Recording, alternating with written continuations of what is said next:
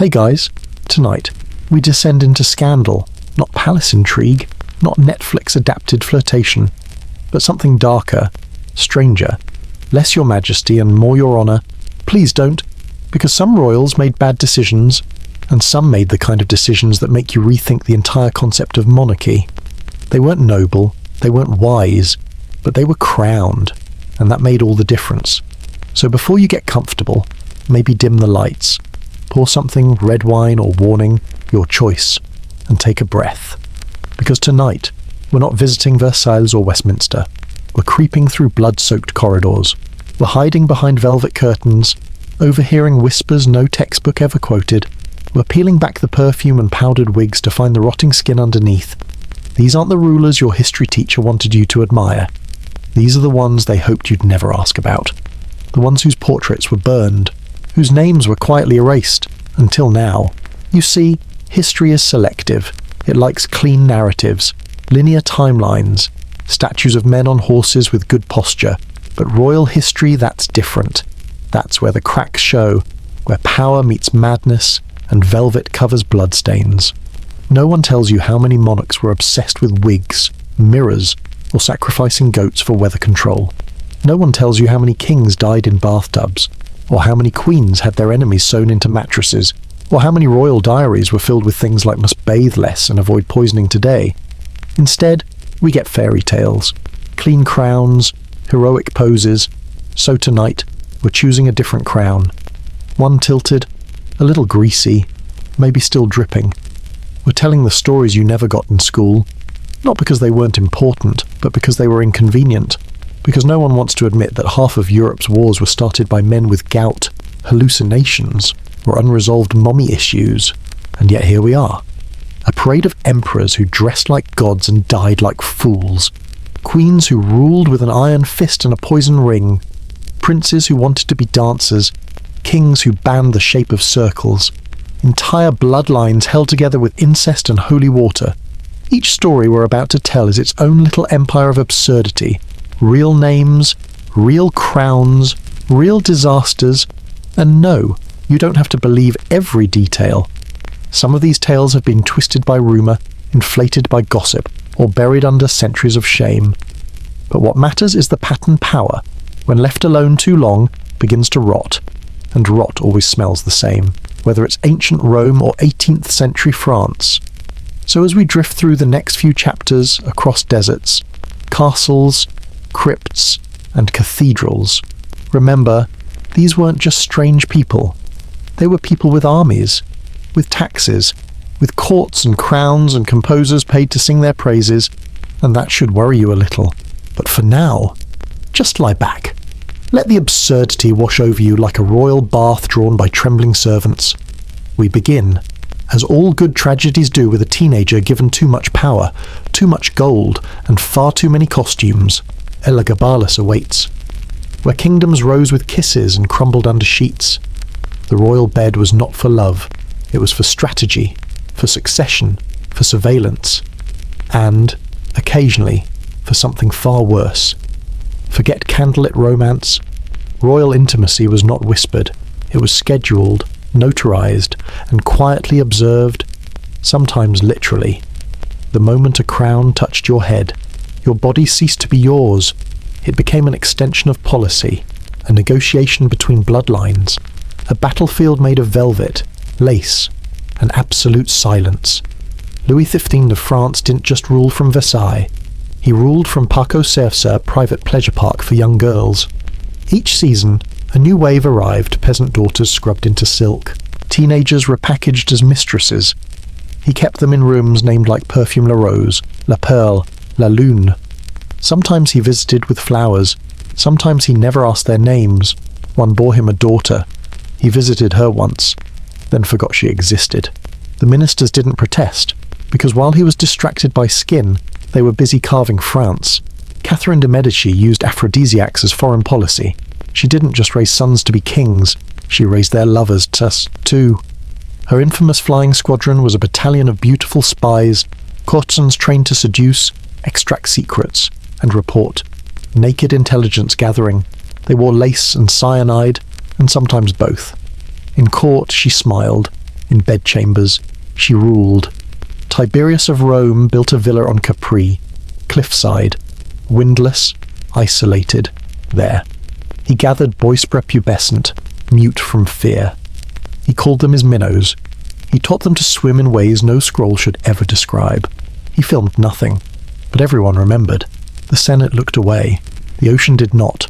He died in his 70s, buried in silk, but whispered about in every bathhouse from Hispania to Judea. Henry III's marriages weren't about affection. They were about fertility metrics.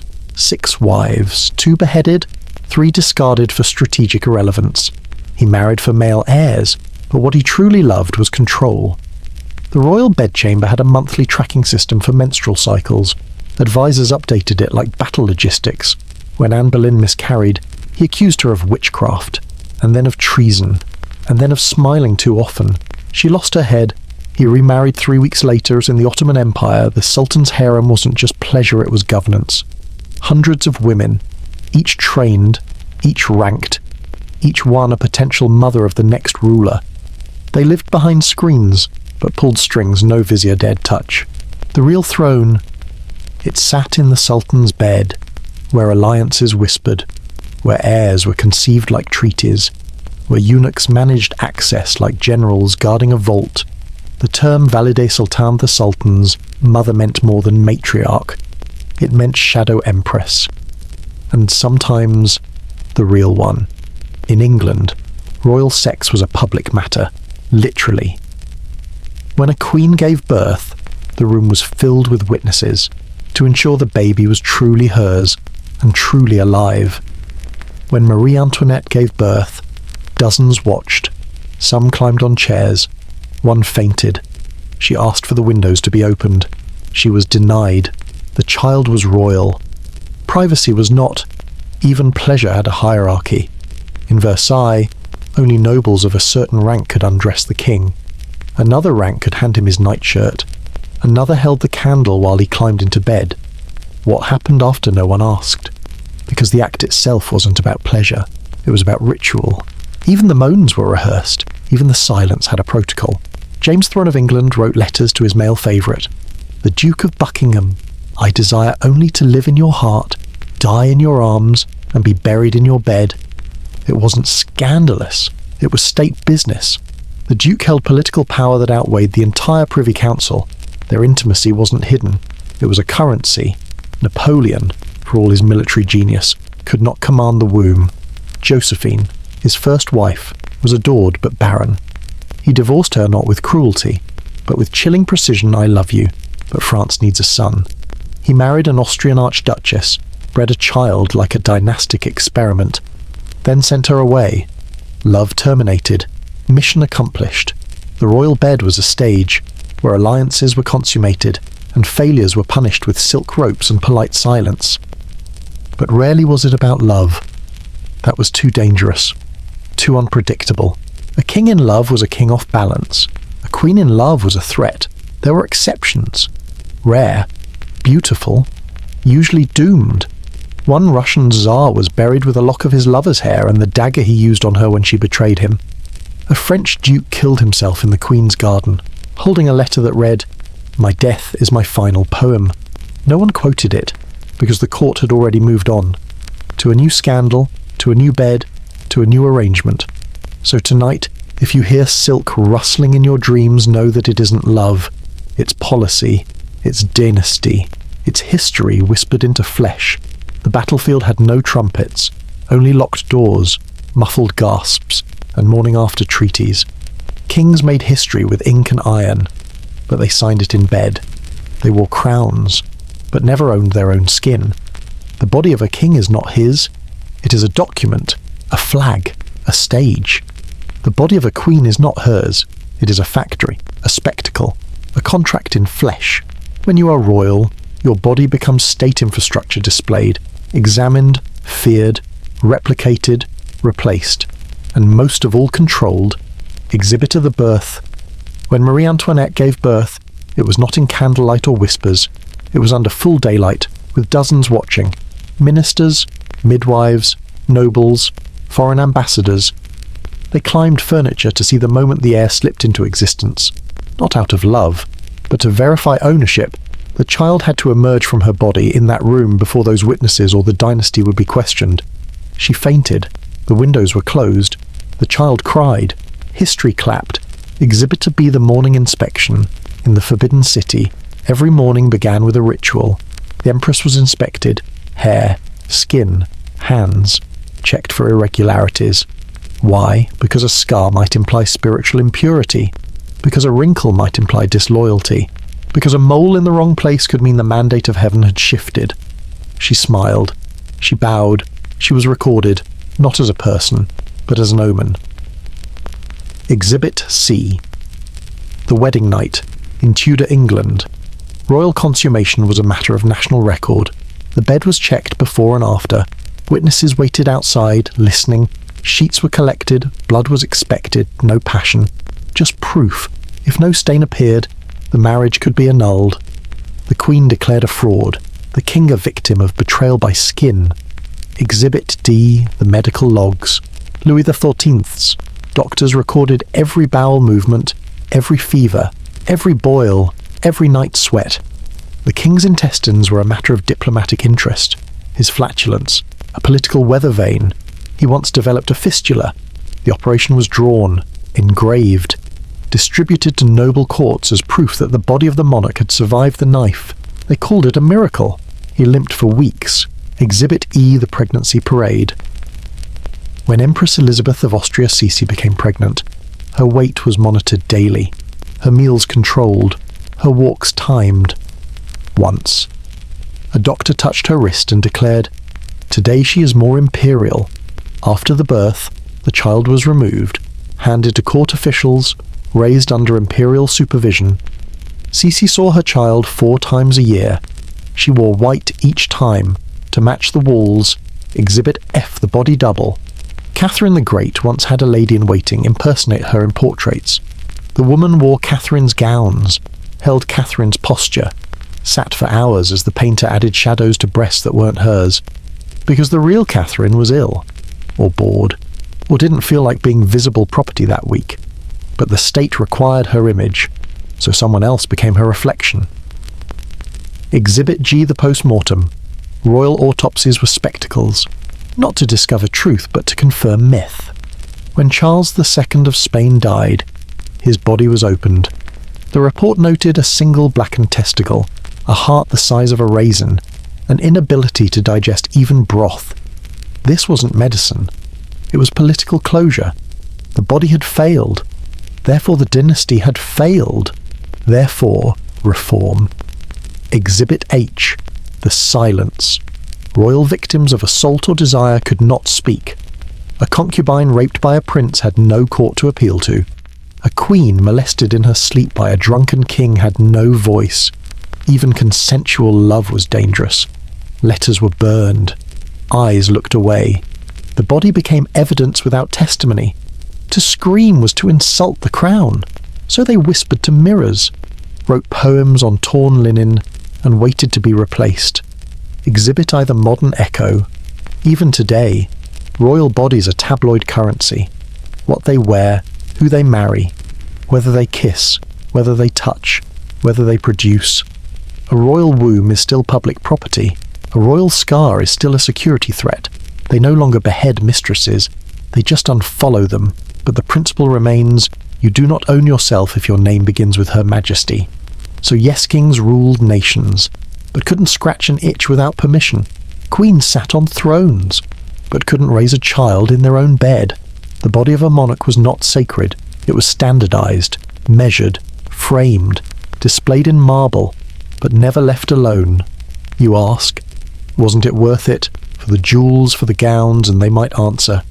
You saw the diamonds, you never saw the bruises, because under the crown, beneath the robes, behind the smiles there was a pulse, and that was the one thing the kingdom feared most. He was 14 years old when he became the Emperor of Rome. 14. A time when most teenagers are struggling with algebra, acne, and awkward voice cracks. Elagabalus was crowned ruler of the most powerful empire on earth, not because he conquered anything, not because he showed political promise, but because his mother told everyone he was the rightful heir in Rome, tired of civil war and desperate for stability, nodded and handed him the crown. He arrived in Rome not like a warrior, but like a pageant queen, dressed in gold-stitched silks, dripping with perfumes that cost more than entire provinces. He was escorted by a parade of eunuchs, priests, and sacred relics of a sun god worshipped in the distant Syrian desert. He wasn't there to govern, he was there to perform, and perform he did. Elagabalus didn't see the throne as a burden, he saw it as a stage. He declared that the Roman gods were outdated, boring, and frankly, bad for ratings. He imported his own religion, dedicated to the deity Elagabalus solar god, and made it mandatory. Temples were converted, statues of Jupiter were melted down. Senators were forced to attend elaborate rituals where bulls were sacrificed in rhythmic time to cymbals and harps. At night, the palace was lit not by torches, but by gold-leafed lanterns filled with saffron oil. He hosted dinners where every guest was required to wear costumes representing celestial bodies. One night he was the sun, the next, the moon. He declared himself the bride of the sun god, and married a muscular charioteer slave in a public ceremony, complete with dowry, veil, and scandalized Roman nobles clutching their togas like pearls. But behind the camp and spectacle was something sadder. This wasn't just eccentricity. This was a boy barely a man thrust into absolute power, without a clue what to do with it. So he turned to what he knew: ritual, performance, aesthetic. He was trying to make the empire feel like home, and in doing so, he turned the palace into a shrine, the court into a theatre, and himself into a character. He changed clothes multiple times a day: dresses, robes, veils, armour worn only for posing. He painted his eyes, plucked his body hair, and ordered that no one was to look at him unless he was facing east. He believed, or pretended to believe, that he could predict the future by watching the movements of snakes and reading the shape of flames. The Senate, already gritting their teeth at the pageantry, began to murmur. The Praetorian Guard, Rome's elite soldiers, shifted uneasily. They didn't mind decadence, but they did mind being humiliated, taxed for temple renovations, and forced to refer to their emperor as the divine bride. And like all shows that go on too long, the audience began to lose patience. After 4 years of imperial drag, Elagabalus, still a teenager, was murdered by his own guards, dragged out of a latrine, stabbed to death, his body desecrated and tossed into the Tiber River. His name was scratched out of official records, his temples demolished, statues beheaded. Rome tried to forget him, and for the most part it did, but every so often his story surfaces, a shimmering mirage of gold and incense, absurdity and loneliness, the tale of a boy who wanted to be adored and not obeyed, who ruled with eyeliner instead of iron, and who proved, perhaps more than any emperor before or after, that there is nothing more dangerous than absolute power in the hands of someone still figuring out who they are. He wanted to be remembered as a god. He became a ghost. There's cruelty, and then there's cruelty in a crown. Ranavalona, I didn't look like a tyrant at first. When she took the throne of Madagascar in 1828, she was wrapped in silk, surrounded by drums, incense, and the cautious hopes of a kingdom that had just begun flirting with modernization. But she had no interest in flirting. She came to erase the kiss of Europe from every corner of her land. At first, her methods looked symbolic. She closed a few missionary schools. She stopped sending students abroad. She insisted the people return to the old ways, worshipping the ancestors, rejecting French clothing, relearning how to bow to a queen properly. But then came the tangina. It wasn't just a ritual. It was a message written in poison. Here's how it worked if you were accused of a crime, any crime you were brought before the elders.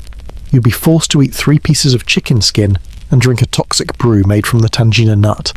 If you vomited everything, you were innocent. If you didn't, your trial ended with a shallow grave. This wasn't rare. It wasn't ceremonial. At its peak, thousands died each year from tangina trials alone. According to one British envoy, Madagascar's population may have dropped by a full 50% during Ranavalona's reign. Not from war, not from famine, but from policy. And it only got worse. She believed that foreign influence was a disease that whispered French syllables into children's ears, that crept in through printed books and herbal remedies, that wore buttoned jackets and carried maps of the stars. So she did what you do with disease: she cut it out. Missionaries were expelled. Villages that hosted them were burned.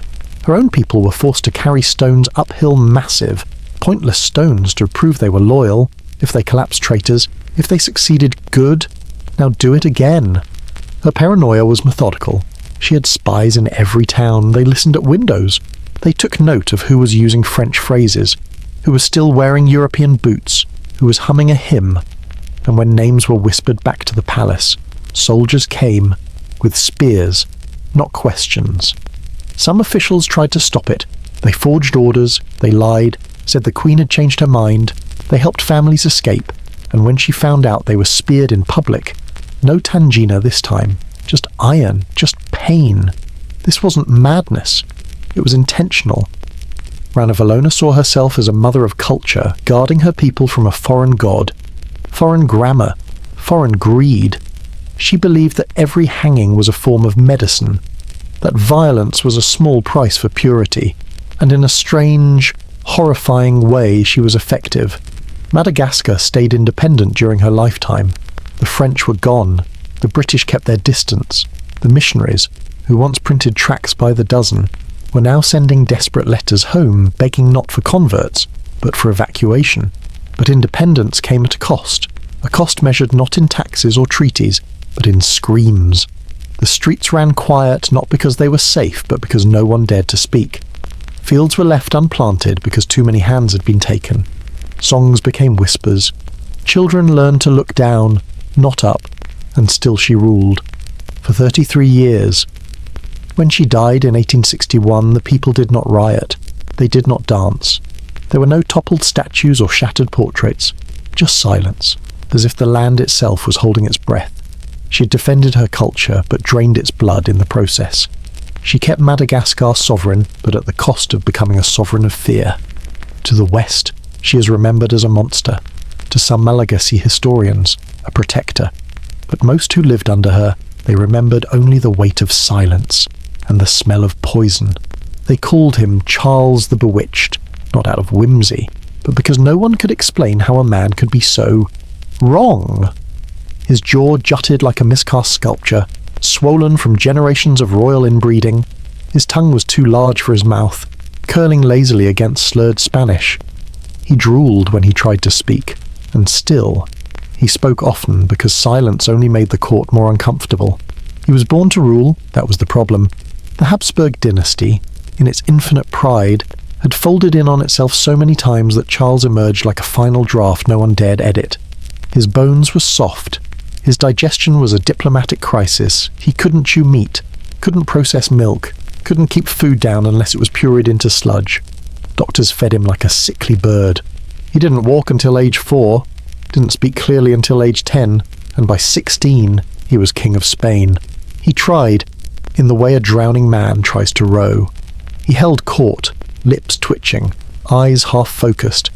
Ambassadors described him as courteous but lost. When they bowed, he often bowed back too deeply, as if forgetting who was the monarch. He had no children. Couldn't, wouldn't, shouldn't. But he did have cats, 17 of them, each named, each accounted for in daily palace ledgers. Charles, they said, could forget ministers but never forgot which cat preferred cream over meat broth. Sometimes he cancelled council meetings if his favourite was ill. He was fascinated by relics, touched them compulsively. Bones of saints, bits of wood from the true cross. Once, he ordered an entire chapel shut down because he believed a statue of Mary had blinked wrong. But perhaps most bewildering was his obsession with dreams. Charles believed his dreams were prophecies, that angels whispered policy into his sleep. Ministers were summoned at dawn to decode ramblings about silver fish or bleeding suns. Entire trade routes were adjusted after a nightmare about drowning donkeys. Foreign dignitaries watched Spain crumble under a man ruled by gut rot and ghosts. His ministers, exhausted, took over most matters of state. But no decision could be finalized until Charles rubbed a pendant 3 times and nodded. If he forgot to nod, the law stalled. Once, the army was unpaid for 4 months because Charles' pendant had been misplaced. He was gentle. He never hurt a soul, but his passivity killed thousands. Famines deepened while he prayed. Rebellions simmered while he blessed bread. The empire shrank like cloth in cold water, and still he smiled vacant, mild, and heartbreakingly kind. Toward the end, the question of succession loomed. Charles, ill and bloated from decades of herbal infusions, announced something few were prepared to hear. "I saw her in my dream. My sister. She was radiant." The court stiffened. Charles declared he would marry her, not metaphorically, at least not as a symbolic gesture, but fully, as husband and wife. His sister, Maria Anna of Austria, had already been married off, already had children, already lived in another country. But Charles insisted. He wrote letters, sent painted portraits, drafted papal appeals. When told that such a union would be impossible, he wept, not out of frustration, but genuine heartbreak. He died shortly after, alone, in a room thick with incense and cat hair. The Habsburg line in Spain died with him, not with a war, with a whimper, and a dream that was never meant to be understood. This was not a tyrant, not a conqueror, just a man forged by centuries of entitlement and blood too tangled to untie. Charles II wasn't wicked. He was what happened when no one said enough. They called her Joanna the Mad, but madness rarely arrives with thunder. It walks softly. It starts with something beautiful. For Joanna, it began with love. Not a strategic marriage, not a ceremonial union, but love the dangerous, consuming kind.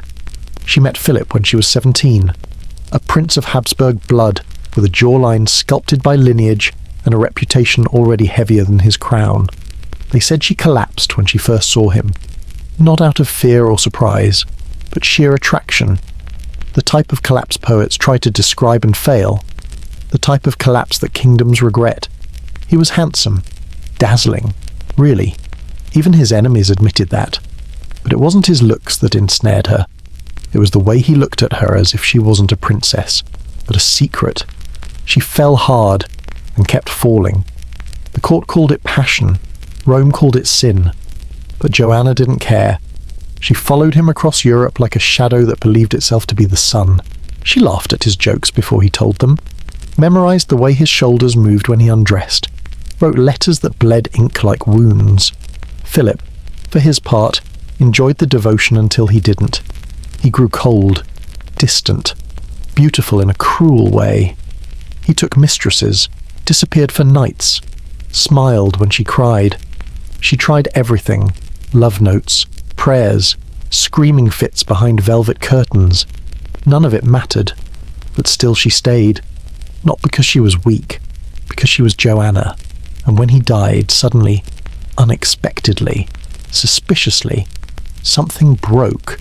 Not just in her heart, in the air around her. It was as if the atmosphere shifted, permanently. The funeral was supposed to last 3 days. It lasted years. She refused to bury him, said the ground was too dark, that worms didn't deserve him. She ordered the body embalmed and kept close, not as relic, not as memory, as husband. She travelled with the coffin, slept beside it, whispered to it. Guards reported seeing her kiss the corpse goodnight tenderly, like habit. And when they tried to intervene, she wept not for Philip, but for the idea of being alone, not emotionally, physically. Her grief wasn't symbolic, it was logistical. She believed that to be a widow was to be incomplete, that a vow didn't expire when a heartbeat did, that love meant permanence, even if permanence meant rot. Spain didn't know what to do with her, but they knew what to call her. Juana la Loca, Joanna the Mad. No one spoke of her beauty after that. Not because it vanished, but because it became inconvenient. Her pale face, once admired in court paintings, grew hollow. Her cheekbones sharpened, not like a model's, but like a warning. She rarely blinked, rarely sat. And when she did sit, it was only to read aloud to the coffin. Witnesses described it like theatre, a private drama where the dead husband was both audience and scene partner, shed hold state-like discussions with him, ask his opinion on policy, laugh quietly at imagined jokes, and sometimes shed cry. Not weeping, but sobs muffled in the fabric of the funeral shroud. There was no greater loyalty in Europe, and no greater discomfort. The priest debated exorcism, the nobles whispered of a curse. One physician proposed trepanation to drill a hole in her skull and let the demons out. But Ferdinand, ever the strategist, preferred politics over leeches. He simply declared her unfit, and like that, her titles were stripped. Her court dissolved. Spain moved on, but she didn't for decades. The convent of Tordesillas became her silent theatre. No grand receptions, no tapestries, just a stone cell, a wooden floor, and the enduring shape of a coffin draped in velvet. The velvet wore thin, the wood cracked, the bones inside shifted as seasons passed, but her love remained calcified, untouched. At times, she'd emerge, walk the gardens barefoot, clutching rosary beads that had long lost their beads. She spoke to flowers, but only red ones. When asked why, she said, "Only red ones understand what it means to bleed forever." She refused to eat anything except bread she broke herself, refused to sleep if a candle wasn't lit at Philip's side, refused to entertain letters from her children, whom she considered distractions. She spoke only to the dead. The guards began to fear her, not because she raged, but because she was quiet, precise, like grief weaponized into discipline, and discipline, in a woman so heartbroken, is terrifying. They tried to confiscate the coffin once, sent 2 soldiers at night, strong men who had fought in wars. Only one returned, said nothing, took holy orders weeks later. Eventually, they let her be. Years passed like wind through ruins. Monarchs rose and fell, empires burned and reformed. Her children died, her name became a byword for madness. And still, she paced, prayed, and preserved. One night, the nun assigned to her quarters awoke to find the cell door open. Panic struck. She followed the candlelight, found Joanna kneeling beside the coffin, murmuring something so softly the words melted into breath. The nun stepped closer, and heard, "You still remember me, don't you? You remember how I used to sing." The nun wanted to run, but she didn't. She knelt beside the Queen, and for the first and only time, Joanna turned not with madness in her eyes, but something colder, resentment, as if to say, "How dare you interrupt a marriage that death itself could not annul?" It was then the nun realized something horrible. There were 2 pillows on the floor, not 1, 2. The Queen wasn't just visiting the coffin. She had made space for it. She had never stopped sleeping beside him, not symbolically, not spiritually, literally. She slept curled beside a mummified corpse, every night, for years, maybe decades. And in that moment, the nun understood something deeper than theology. That love, in its rawest form, is not romance. It is possession. It is hunger. It is the refusal to let go, even when everything around you is decomposing. Juana la Loca, they called her. Crazy Joanna. But maybe the rest of us are just cowards. Maybe she had the courage to love past reason, past judgment, past the grave. And that courage, though it rotted her life, remains unforgettable. Even if Spain tried to forget, not because they celebrated him, but because they feared what would happen if they didn't. Ivan IV of Russia, the first to call himself Tsar, wore his faith-like armour and wielded it like an axe. He crossed himself before each execution. He prayed in silence before a massacre. His god, it seemed, was always thirsty, and even made sure he drank. They called him Ivan the Terrible. But the Russian word Grozny meant more than cruel. It meant thunderous, fearsome, one who inspires dread. And dread is exactly what you felt when he smiled. He was not born terrible. He was made. Left orphaned in the Kremlin at age 3. Young Ivan grew up surrounded by plotting boyars, starving servants, and the occasional poisoned meal. He watched nobles beat each other for favour. He watched guards beat the horses. He learned that power did not flow from law but from pain. So when he took the throne at 16, he made a promise no one could hear. Russia would never ignore him again. His court turned to a stage. He wore black robes trimmed in silver crosses. His throne was flanked by icons. Priests knelt beside his hounds. He quoted scripture as he signed torture orders. Sometimes, he insisted on singing the liturgy himself, his voice shaking like a candle before wind. And then, the killings began. It started with whispers, then fire. Whole villages disappeared overnight. Not conquered, not evacuated, erased. The Oprichniki, Ivan's personal death squad, rode black horses and wore black robes stitched with dog heads and broomstick symbols that they would sniff out treason and sweep it clean. They burst into monasteries with axes. They boiled monks alive in vats of tar. They burned libraries because books were full of questions. Ivan watched, sometimes from a gilded carriage. He wept as he prayed, and then he gave the order. His most beloved victim was Novgorod. He believed, without proof, that the city was about to betray him to Lithuania. So he rode in with thousands of horsemen, set up scaffolds in the central square, and began the holy work of purification. Every morning, a new wave of citizens, priests, merchants, mothers were dragged from their homes, accused of heresy or conspiracy, and drowned in the frozen Volkhov River. If the ice cracked too slowly, soldiers smashed it open with holy icons. For 5 weeks, the snow in Novgorod ran red. Ivan fasted, Ivan prayed, Sven killed. Some said he believed the louder the scream, the more devout the soul became. His palace was filled with saint, painted on walls and carved into doorframes, but the floorboards remembered other kinds of prayer. Screams that echoed through the holy icons, chains that rattled behind confession curtains. Even the cathedrals felt different under his rule, more bone than marble. He kept a chamber beneath the Kremlin. Not a dungeon, those were for enemies. This was his sanctuary. A windowless vault lined with velvet and lined again with blood. The walls bore the fingernail marks of nobles, boyars, lovers, brothers. On one wall, scripture, on another, hooks. But Ivan didn't kill in rage, he killed in ritual. One witness described the Tsar kneeling in prayer as he slit a man's throat, whispering psalms as the blood puddled at his knees.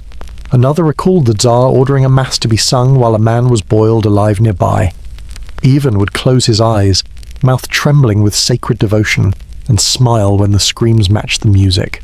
To purify a soul, he once said, is to peel it raw. By his late 40s, Ivan looked more skeleton than sovereign. His beard hung like moss, his teeth had rotted, black and brittle. His spine was bent from years of guilt or ecstasy. He still prayed, still sang, but the notes came out broken now, like the memory of a song you wish you could forget. And then came the son. Ivan Ivanovitch's eldest was everything the Tsar had once hoped to be. Stern, decisive, learned in Latin and law. The people saw in him a possible end to the madness, a future, a balm to the wounds of a bleeding Russia. But Ivan the Terrible hated softness, even when it came from his own blood. It began with a dress. The Tsar believed his pregnant daughter-in-law had worn clothing too thin for court. He struck her in the belly. She miscarried. When his son confronted him, furious, shouting, a rare burst of fire, Ivan snapped. Witnesses said the blow came quick, like a soldier trained in reflex. Others said it was slow, deliberate, with the weight of prophecy. But all agreed on the sound. A sickening crack as the iron staff in Ivan's hand met his son's temple. The younger Ivan collapsed. Blood pooled on the floor. The Tsar screamed, not in rage, but in regret clutched his son's twitching form and wept. He pressed the wound. He kissed the lips. He begged, again and again. "Forgive me, my son. Forgive me." The boy lived for several days, as fevered, silent, then gone. The heir of Russia died at the hands of Russia's most devout butcher. And something in Ivan broke not his faith. Never that, but the illusion that he was cleansing the world. For a brief flicker, he saw the altar for what it was, a pile of bones. He died 3 years later, alone, during a game of chess, collapsed mid-move. Some say the piece in his hand was a bishop, others a pawn. No one checked. In the end, Russia did not bury Ivan. It entombed him beneath iconography and denial. Portraits showed a man with piercing eyes and regal beard. They left out the bite marks on his staff. They painted out the blood. Churches rang bells for his soul, even as the stones of Novgorod still whispered his name with a shudder. His tomb was ornate, silver inlaid with biblical scenes. But those who visited said the air around it felt wrong, as if too many names had been carved into the marble but sanded smooth again, like a prayer half remembered. Centuries later, his bones were exhumed. Scientists found high levels of mercury, perhaps from medicine, perhaps from poison. His skull bore stress fractures. His joints were knotted with disease. But what lingered most was the silence around his remains. No family had stayed loyal. No dynasty endured. His line had frayed into dust. The man who prayed before every execution, who fasted before every massacre, who believed God sat at the foot of every torture rack he died with no one to hold his hand. Even his cats were gone. And yet, Ivan the Terrible lives, in the shadows of Russian myth, in the songs sung low by candlelight, in the cold echo of every ruler who claims righteousness and cruelty. His legacy is not just one of blood, but of faith warped into steel. He made religion grotesque. He turned scripture into a soundtrack for pain, not because he hated God, but because he loved him so much. He thought everyone else should bleed to prove it. It began, as it so often did in dynastic China, with silence. Not ceremony, not fanfare, just the hush of lacquered shoes moving across polished stone and the whisper of silk brushing silk as a teenage girl was led into the imperial palace. Her name was Wu Zhao. She would become Wu Zetian, the first and only woman to rule China as emperor in her own right. But not yet. First, she had to disappear, because the palace did not welcome women as people. It consumed them as roles. Wu entered not as a girl, but as an offering placed into the harem of the Tang Emperor Taizong, a man old enough to be her grandfather. She served him tea, she folded his robes, she watched him age, and when he died, as protocol dictated, she was sent to a convent with the other discarded concubines. Her life, by all expectations, was over, but Wu did not dissolve into obscurity. She waited, she watched, she returned. Under the next Emperor Taizong's son, Gaozong, she emerged not just as a consort, but as a strategist. Rumours swirled that she had rekindled an old intimacy with Gaozong that had begun in secret while his father still reigned. True or not, Wu manoeuvred with terrifying grace. She bore children. She eliminated rivals. One by one, the other wives faded into illness, disgrace, or untimely accidents. And when Empress Wang stood in her way, Wu accused her of witchcraft. The punishment was public, graphic. Empress Wang was stripped of title, hair, and dignity before being executed. Her ally, the favoured concubine Xiao, followed. Neither woman stood a chance. Wu ascended from consort to empress, from empress to ruler, not queen, not regent, emperor. Wu declared a new dynasty, the Zhou, briefly interrupting the Tang and carved her name into history with an iron brush. Her court was no less refined than her predecessors. The silks shimmered, the calligraphy glowed, the rituals immaculate. But beneath the lacquer, blood ran thick. Wu had spies in temples. She had ears in brothels. She established a secret police to root out dissent, and their methods made grown men vanish without a trace. Tongues were removed, families erased, books rewritten, and still, the empire flourished. She reformed the civil service exam, opening pathways for those of a humble birth. She patronized scholars. She supported agriculture. For every enemy buried under her throne, 10,000 peasants had rice in their bowls. The contradiction was not lost on her. She ruled with balance, but the scale was always tilted her way. Even her personal image was a calculation. Wu understood the power of symbols. She styled herself as a mother to the nation, wrapped in flowing robes and benevolent smiles. Portraits showed her calm, poised, immortal. But behind palace walls, she surrounded herself with boyish lovers half her age, flirtations carefully curated, indulgences that made her seem vulnerable, human. It was all theatre. She was never off stage. Then came the rumours. One in particular, a baby girl, born to Wu during her time as a lower-ranking concubine, died mysteriously in the nursery. At the time, Wu accused the reigning empress of murder, and that accusation helped clear her path to power. But whispered accounts, decades later, suggested something else. That the child had been smothered, not by an enemy, but by Wu herself. The theory goes that she killed her own daughter to frame the empress, knowing that maternal grief would shield her from suspicion. That the cries she wailed that night were real, but not from loss, from calculation. We will never know for certain. The records were destroyed, or never written. But the possibility remains, and it haunts her legacy like incense burned too long. Wu ruled for over 40 years, longer than any other woman in Chinese imperial history. When she finally stepped down, the Tang dynasty resumed, and her name was, for a time, stripped from the official annals, but it never truly vanished. Even today, Chinese schoolchildren debate her legacy. Was she a tyrant, a feminist icon, a necessary evil, a genius shaped by cruel necessity, or perhaps something more complicated? Because Wu Zetian was not trying to be a woman in power. She was trying to be power itself. In a world where men ruled and gods wore moustaches, she dressed like a dragon, fought like a general, loved like a queen, and thought like an emperor. And in the end, she died not hated, not loved but remembered. There's a tomb outside Xi'an, where she lies buried next to her emperor husband. On the stone that marks her resting place, there is no epitaph, no name, no date, just a blank stele, polished smooth by time and tourists. Some say it's because no one dared summarize her. Others say she chose it herself, because Wu Zetian did not need a monument to tell her story. She had already written it in blood, ink, and bone. Marcus Aurelius, the philosopher king. The Stoic Stoicants wrote about reason, duty, and restraint. His son, Commodus, inherited the throne and responded by declaring himself Hercules reborn and charging the Roman treasury for lion-skin capes. It was as if the empire had passed from Plato to performance art. Commodus didn't want to govern. He wanted to pose and punch and pretend. Where his father meditated, Commodus flexed. He was obsessed with strength, not the disciplined kind forged in battle, but the theatrical sort you showed off in arenas. He believed himself divine, mythic, unstoppable. So naturally. He turned the Roman Empire into his personal Colosseum. Gladiator fights, he didn't just attend them. He starred in them.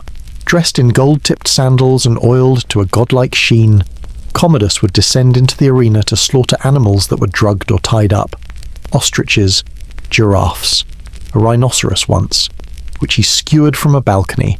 The crowd, ordered to cheer, complied. The senators squirmed, and then came the matches against people, prisoners, amputees, gladiators paid to lose. He charged the state a fortune for each appearance, not as emperor, but as entertainer. Each performance blurred the line between cruelty and theatre. He once entered the arena dressed as Mercury, god of speed, and proceeded to race a group of disabled men blindfolded and hobbled before spearing them for being too slow. The crowd laughed nervously. The guards didn't. They'd been told laughter was mandatory. He renamed Rome itself, not metaphorically, but literally. Under Commodus, the capital became Colonia Commodiana. The legions now Commodian legions. The Senate, he dubbed it, the happy assembly of the god Commodus. Coins bore his face in lion skins, captions hailing him as the invincible. Statues cropped up with his likeness replacing Hercules. Even the calendar was not safe, he renamed months after himself. There was no July anymore, only Commodus-ember. But this wasn't just narcissism. It was insecurity weaponized. Commodus feared shadows, whispers, women with veils, statues that looked too stern. He executed his barber for nicking his chin. He drowned a senator who failed to clap fast enough at a staged poetry reading. He installed spies in bathhouses, brothels, and bakeries. Bread that broke unevenly was sometimes cited as sedition. He didn't govern Rome, he haunted it. And still, the games continued. His gladiatorial appearances grew bloodier. He slaughtered 100 lions in a single day.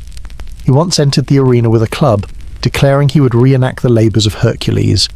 But instead of facing monsters, he faced actors in papier-mâché masks and farmers forced to wear animal skins.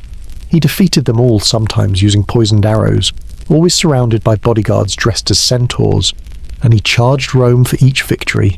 By the end, he'd bankrupted the empire's coffers to finance his ego. His lovers were chosen not for beauty, but for their willingness to play roles. One, a freedwoman named Marcia, dressed as the goddess Venus. He called her my divine mirror. Another, a eunuch named Saoterus, was paraded through the palace in armour, hailed as my champion of the underworld. Each night, Commodus dined in a banquet hall converted to resemble Mount Olympus. Food was gold-dusted. Wine was served in hollowed skulls. Musicians played only hymns to him, composed by him. If the tempo faltered, someone vanished. But comedy curdles. As Rome grew poorer and hungrier, the emperor grew ever more inflated. His proclamations became parodies. He once declared himself the living god of mercy the same day he had 300 prisoners executed for possessing bad posture. He demanded applause. The guards complied, hands shaking. And then came the end. Marcia. Once his Venus discovered she was on a list of enemies to be executed before the Saturnalia festival. The list was left out by mistake, or maybe not. Maybe it was a dare. Either way, Marcia didn't wait. She poisoned his wine. It failed. Drunk but not dead, Commodus stumbled to his bath. There, a wrestler Narcissus, hired in secret, waited for him. There was no audience, no golden sandal, no lions, just steam, silence, and a sudden thrashing. The god of Rome died in the steam, strangled by a man named for beauty. His body was buried quickly. His statues were torn down. His name scratched off walls and coins. Rome tried to forget. But how do you forget a man who renamed the months, renamed the gods, renamed the sky? Commodus wasn't a ruler.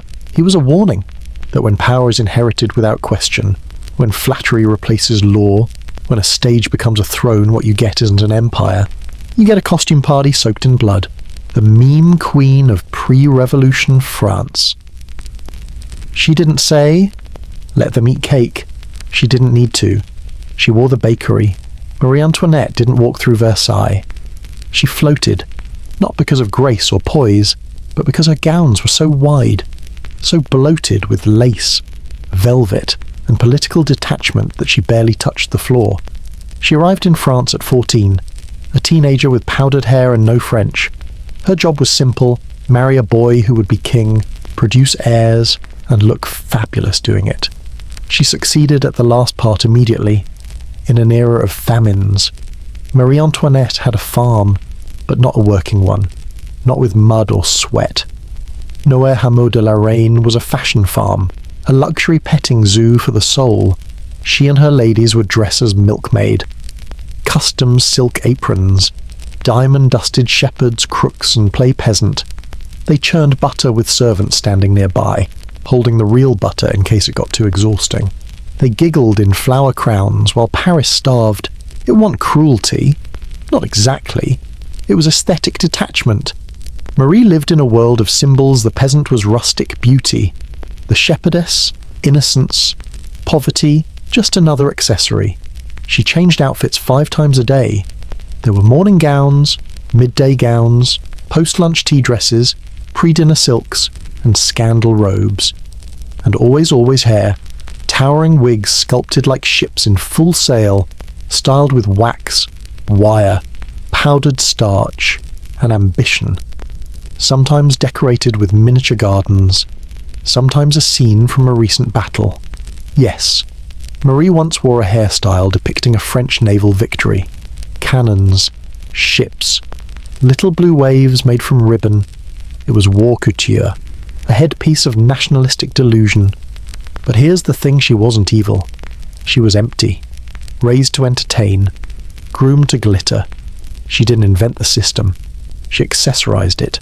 And when things got tense, when the economy collapsed, when breadlines formed, when pamphlets started whispering traitor queen, she responded the only way she knew how, with elegance. She didn't tour factories. She didn't give speeches. She hosted masquerades. She commissioned portraits in pastoral settings, eyes cast down, lips trembling in faux simplicity. In one painting, she cradled a lamb.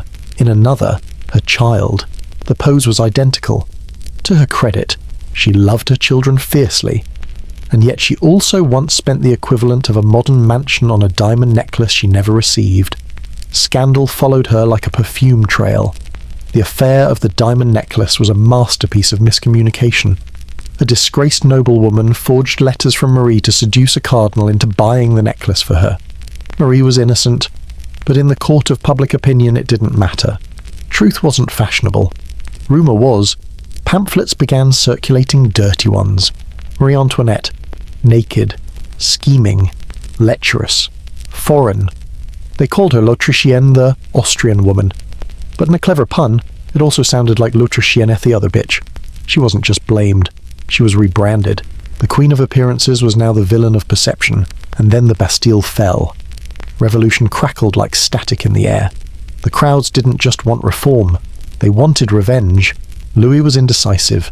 Marie was not. She pushed him to act, to escape, to crush the rebellion. But it was too late. The palace guards were overrun.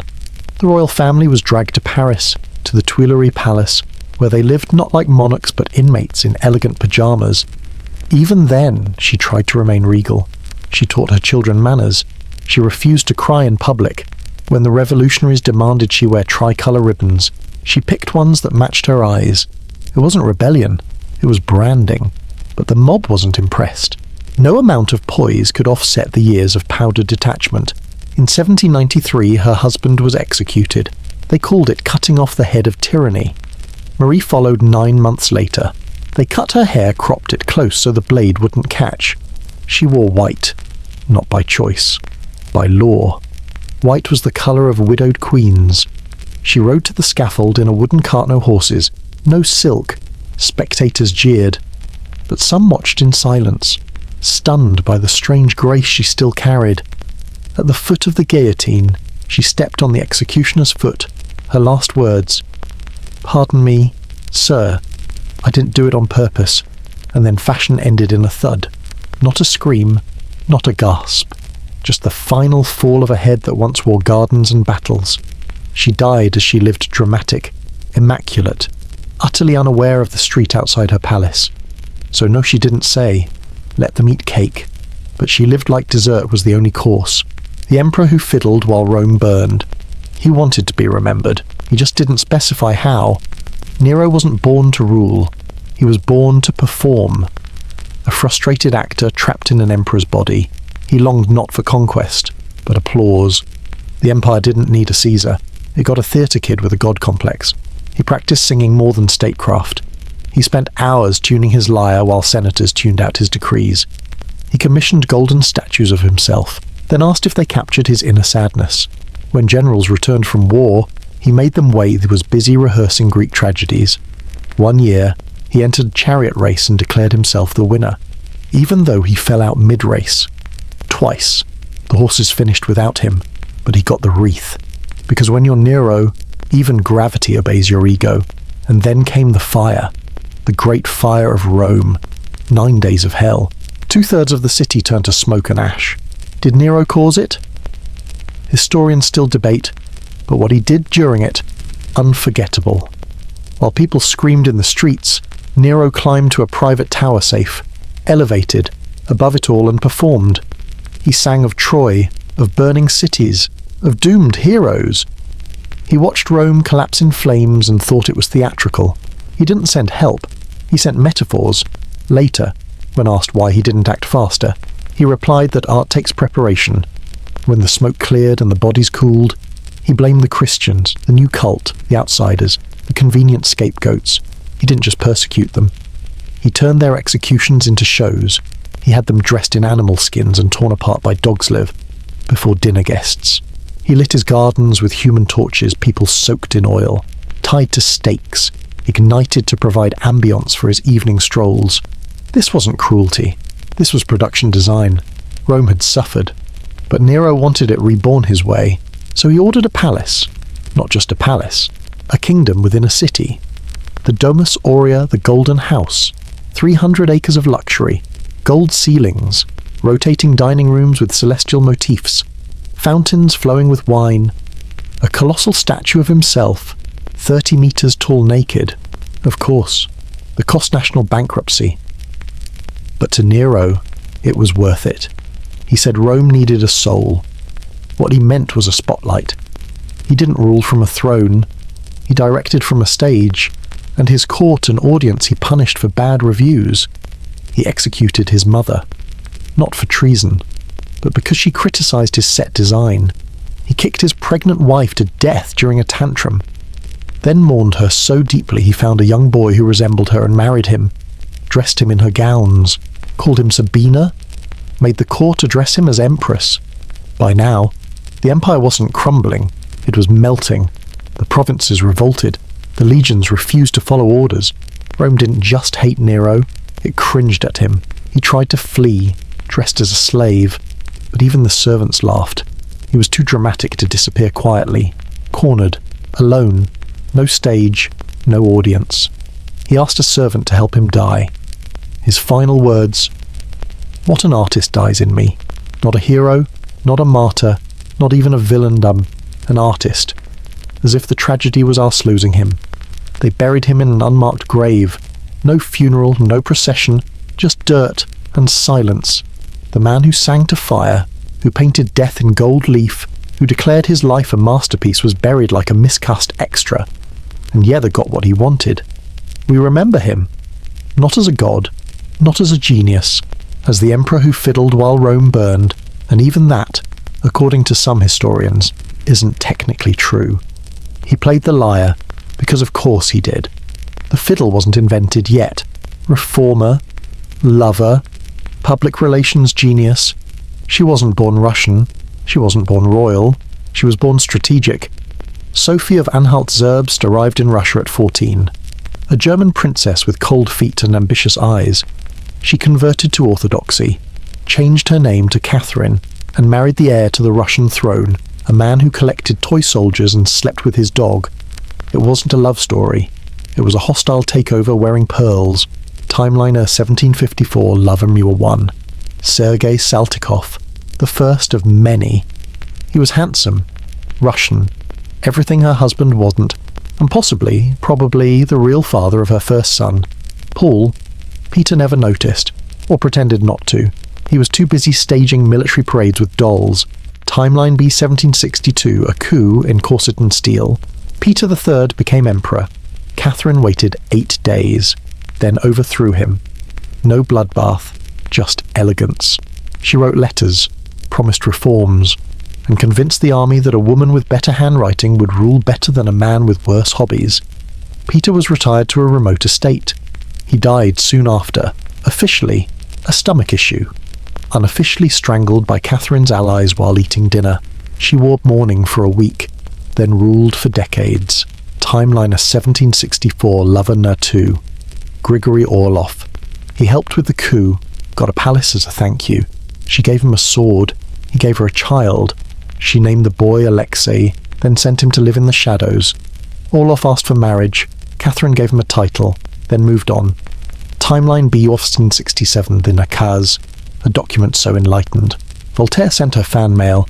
She called for laws based on reason, not tradition. Torture out. Serfdom problematic but not yet abolished. It was political theatre liberalism without the revolution. But it worked. Europe whispered, "This is not a queen. This is a philosopher in pearls." Timeline A 1770. Lover No. 3, Stanislaw Poniatowski, Polish, romantic. She made him king of Poland, then slowly erased Poland. Piece by piece, 3 partitions, no kingdom left. Catherine didn't break hearts. She redrew borders. Timeline B, 1783, Crimea annexed. Russia needed a port. She wanted a warm coastline. She got both, sent in troops, planted flags, and wrote glowing reports about liberation. A prince rode through fake villages built to impress her. Cardboard facades, hired peasants waving. She waved back. Propaganda maybe, but it photographed well. Timeliner 1774 Lover No. 4. Grigory Potemkin. The one, the actual one. War hero, visionary. They never married. Or maybe they did, secretly. He called her mother. She called him my golden pigeon. He built cities, modernized the army. She wrote him poetry. Their letters were drenched in sex and policy. When passion faded, he stayed as her minister, as her friend, as her ex who still ran half the empire. Timeline B 1789, the French Revolution. Heads rolled in Paris. Catherine rolled her eyes. Liberty was charming in essays, but she had no intention of meeting Madame Guillotine, so she banned French books, cracked down on radicals, and leaned hard into autocracy. Philosophy was lovely until it set things on fire. Timeliner 1709 or 1796. A carousel of lovers, younger, always younger. One barely out of school. Another so boring she promoted him just to avoid conversation. But each one was curated like art beautiful, disposable. She gave them apartments, pensions, paintings of themselves. They gave her gossip, flattery, and warm bodies on cold Russian nights. The court called them her favourites. Catherine called them necessary. Timeline B, the final years. She wrote plays, advised European monarchs, corresponded with Enlightenment thinkers, expanded the empire by hundreds of thousands of square miles, commissioned the Hermitage, wrote laws, built schools, and still what do they remember? The rumour, the horse. It wasn't true, but it stuck. Because history doesn't care if it's accurate, It cares if it's entertaining. Catherine ruled for 34 years. She changed Russia forever. Yet every cocktail party rehashes the same myth. Not the diplomacy, not the governance, not the letters to Voltaire, the horse. Because that's how power works, especially for women. When they seduce the world with reform, the world rewrites them as seductresses. She died at 67, collapsed in her bathroom. Not on horseback, not in silk, just an old woman, tired from a life of empire, love, and very expensive drama. They buried her next to the husband she overthrew, Peter III, the doll collector, the ghost. She lies there still, in a tomb of irony. The British king addicted to sugar, scandal, and self-portraits. Before the crown touched his head, he was already treating Britain like a mirror. George V didn't rule an empire. He curated one, Exhibit of the Teeth. George had 20 sets of false teeth in his lifetime. None of them fit. They clacked when he talked, slipped when he smiled, and once, during a toast, his entire jawline made a break for it right into a bowl of punch. He blamed the pastry chef, then ordered more custard, his real teeth long gone, thanks to a diet of port wine, candy-coated nuts, and whatever could be flammed. He wasn't addicted to sugar. He was devoted. Exhibit B, the outfits. He didn't wear clothes. He wore exclamation points. Feathered hats taller than toddlers. Military uniforms from regiments he invented. Silk capes designed for no weather on earth. He once wore a scarlet jacket embroidered with over 3,000 tiny golden anchors because he liked boats. He called his style dashing. Parliament called it a national expense. Exhibit C, the self-portraits. He commissioned dozens. Paintings, busts, miniatures on snuff boxes, in Roman armour, in Renaissance robes, in poses stolen from Greek gods. One showed him bare-chested, muscles airbrushed by oil paint, wearing nothing but a toga and a look of smug eternity. Visitors to the royal pavilion were overwhelmed, not by the architecture, but by the feeling they were trapped inside his Instagram feed. Exhibit D, the pavilion. Ah, yes, the Brighton Pavilion, a seaside pleasure palace built in faux Indian style, dripping with domes, dragons, and delusion. Inside chandeliers shaped like palm trees, wallpaper that smelled like perfume, a dining hall so opulent, guests had to squint to see the food between layers of gold trim. He hosted intimate dinners for 80. No political talk, just music, gossip, and the gentle rattle of his dentures over dessert. Britain was in debt. He was building fantasies. Exhibit E, the diet. Breakfast could include 100 eggs, 3 bottles of claret roasted pheasant pickled oysters, a wedge of Stilton the size of a child. He once ate so much that his tailor began sewing breathing holes into his waistcoats. By his 40s, he was too large to mount a horse, so he simply declared, "I am now a chariot man." The royal stables had to redesign the carriage door. Exhibit V, the politics. He didn't care for it. He left it to others. He was technically regent for his father, George III, who suffered from bouts of madness. But between decorating projects and digestive crises, George IV was rarely present. When he did weigh in, it was to veto someone's hairstyle. He thought diplomacy was a masquerade ball. And sometimes it was. Exhibit G, the marriage. Now we arrive at the masterpiece. He fell in love hard, theatrically and illegally. Her name was Maria Fitzherbert, a Catholic widow. Forbidden by law, perfect. They married in secret. He gave her diamond rings and handwritten vows. The Church of England did not approve. Neither did Parliament. He was broke. They were furious. So what did George do? He agreed to marry someone else in exchange for Parliament paying off his debts. Enter Caroline of Brunswick, a German princess. They met for the first time on their wedding day. George took one look, turned pale, and demanded brandy. He got through the ceremony drunk. They produced a daughter, Charlotte. They never shared a bed again. He banned her from court, tried to divorce her, spread rumours, commissioned caricatures. Caroline responded with public tours. She waved at crowds, smiled at chimney sweeps, and became, to George, horror popular. So he planned his revenge. Exhibit H, the coronation. It was to be the event of the century, our gold robes, diamond-encrusted everything. George IV arrived in a gilded carriage with peacock feather cushions. He looked like an opera curtain come to life. But just as the orchestra struck up, Caroline appeared at the gates. She demanded entry. She was, after all, queen by marriage. He refused. She wasn't on the guest list. They blocked the doors. She banged on them. The archbishop turned red. Guards sweated. Eventually, she left, shouted at, mocked, uncrowned. Inside, George smiled, had won. A coronation with no queen, a wedding with no bride. The crown fit, but the story didn't. Final exhibit, the end. George IV died obese, toothless, and alone. The country barely mourned. He had spent more on self-portraits than on schools, more on waistcoats than on war relief. His daughter Charlotte had died young. His legacy, velvet, vanity, and unpaid bills. But in his mind, he was glorious, a living statue, a monarch painted by candlelight and flattered by debt. He once said, "I am the first gentleman of Europe." He meant it. The rest of Europe laughed. The mad king who built castles to avoid people. He was a king in title, but in soul, he was a ghost in velvet. Ludwig VI of Bavaria didn't want to rule. He wanted to disappear into music, into stone, into myth. He built castles not for defense, but for dreaming. Neuschwanstein, perched on a hill like a hallucination, spires that slice the fog, rooms painted like operas, a throne room with no throne, a bed carved with vines and gilt. It was a fairy tale drawn in real stone, but it wasn't for tourists. It was for him. He wandered its halls alone, sometimes in costume, sometimes barefoot. He called it my holy refuge.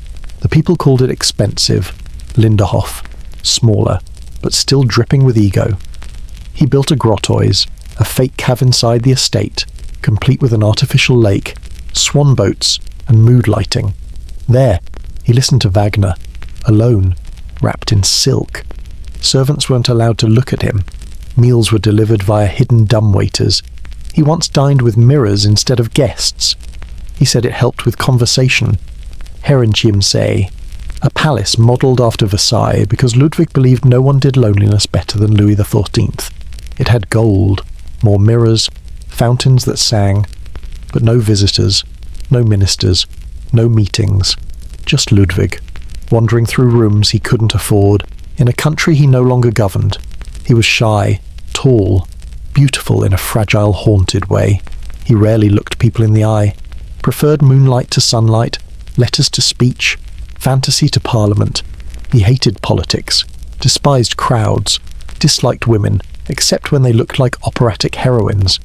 He was, by many accounts, a homosexual, but that word didn't exist then. So instead, he loved tragically, to Wagner, the composer, the storm in Ludwig's veins. He met him at 19, fell instantly, not in lust, in awe. He called Wagner his spiritual twin, funded his operas, paid off his debts, built theatres for his sound. He wrote him letters, hundreds filled with devotion, longing, and metaphors thick as the forest. Wagner loved the money, the attention, then left. Ludwig never recovered. He tried loving others, stable boys, young actors, men with soft eyes and no political ambition. But every romance ended in exile, scandal, or silence. He once proposed to his cousin Elizabeth CC Empress of Austria, not out of passion, out of desperation. She declined, gently. They remained pen pals. She called him the Moon King. The ministers called him something else, a problem. He ignored policy, rejected advisors, refused to marry, refused to appear in public, refused to stop building castles with state funds. He was bankrupting Bavaria one chandelier at a time. When they confronted him, he replied, "The world is ugly. I wish to be elsewhere." And so they sent him elsewhere. June 1886. He was declared insane, removed from power, confined to Berg Castle under surveillance. He was calm, almost relieved.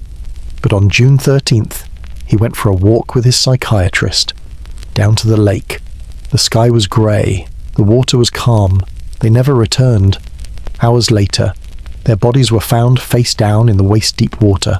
No signs of struggle, no clear cause, just silence. The lake wasn't deep enough to drown. Some said suicide, others assassination. But Ludwig, in his own words, had always wanted to vanish. Perhaps he succeeded. They buried him beneath Munich, in a chapel surrounded by saints he never prayed to. No music, no Wagner, just a candle that refused to stay lit. Today, Neuschwanstein is one of the most visited castles in the world. It inspired Disney, appeared on postcards, hosted tourists, influencers, honeymooners, but Ludwig never saw it finished. His legacy isn't lore, it's longing, not a ruler, a dreamer with a crown and nowhere to place it. The kleptomaniac king with a cookie fetish. They called him the last king of Egypt, but history remembers him as the first monarch who might be shoplifted a snow globe. Farouk I ruled like a child locked overnight in a museum gift shop. Everything glittered. Everything was his. Everything ended up in his pocket. He didn't steal out of necessity. He was a billionaire. He stole because he was bored. Case number 1. The watch. Let's begin with the crown jewel of petty crime, Winston Churchill's pocket watch. The scene. A diplomatic visit. Cigars, toasts, laughter. Churchill removes his watch, sets it on the table. Farouk admires it. Later. Churchill reaches for it, and it's gone. British intelligence investigates. Egyptian officials panic. The watch reappears 3 days later, wrapped in silk, inside a decorative falcon box on Churchill's pillow. No one says a word.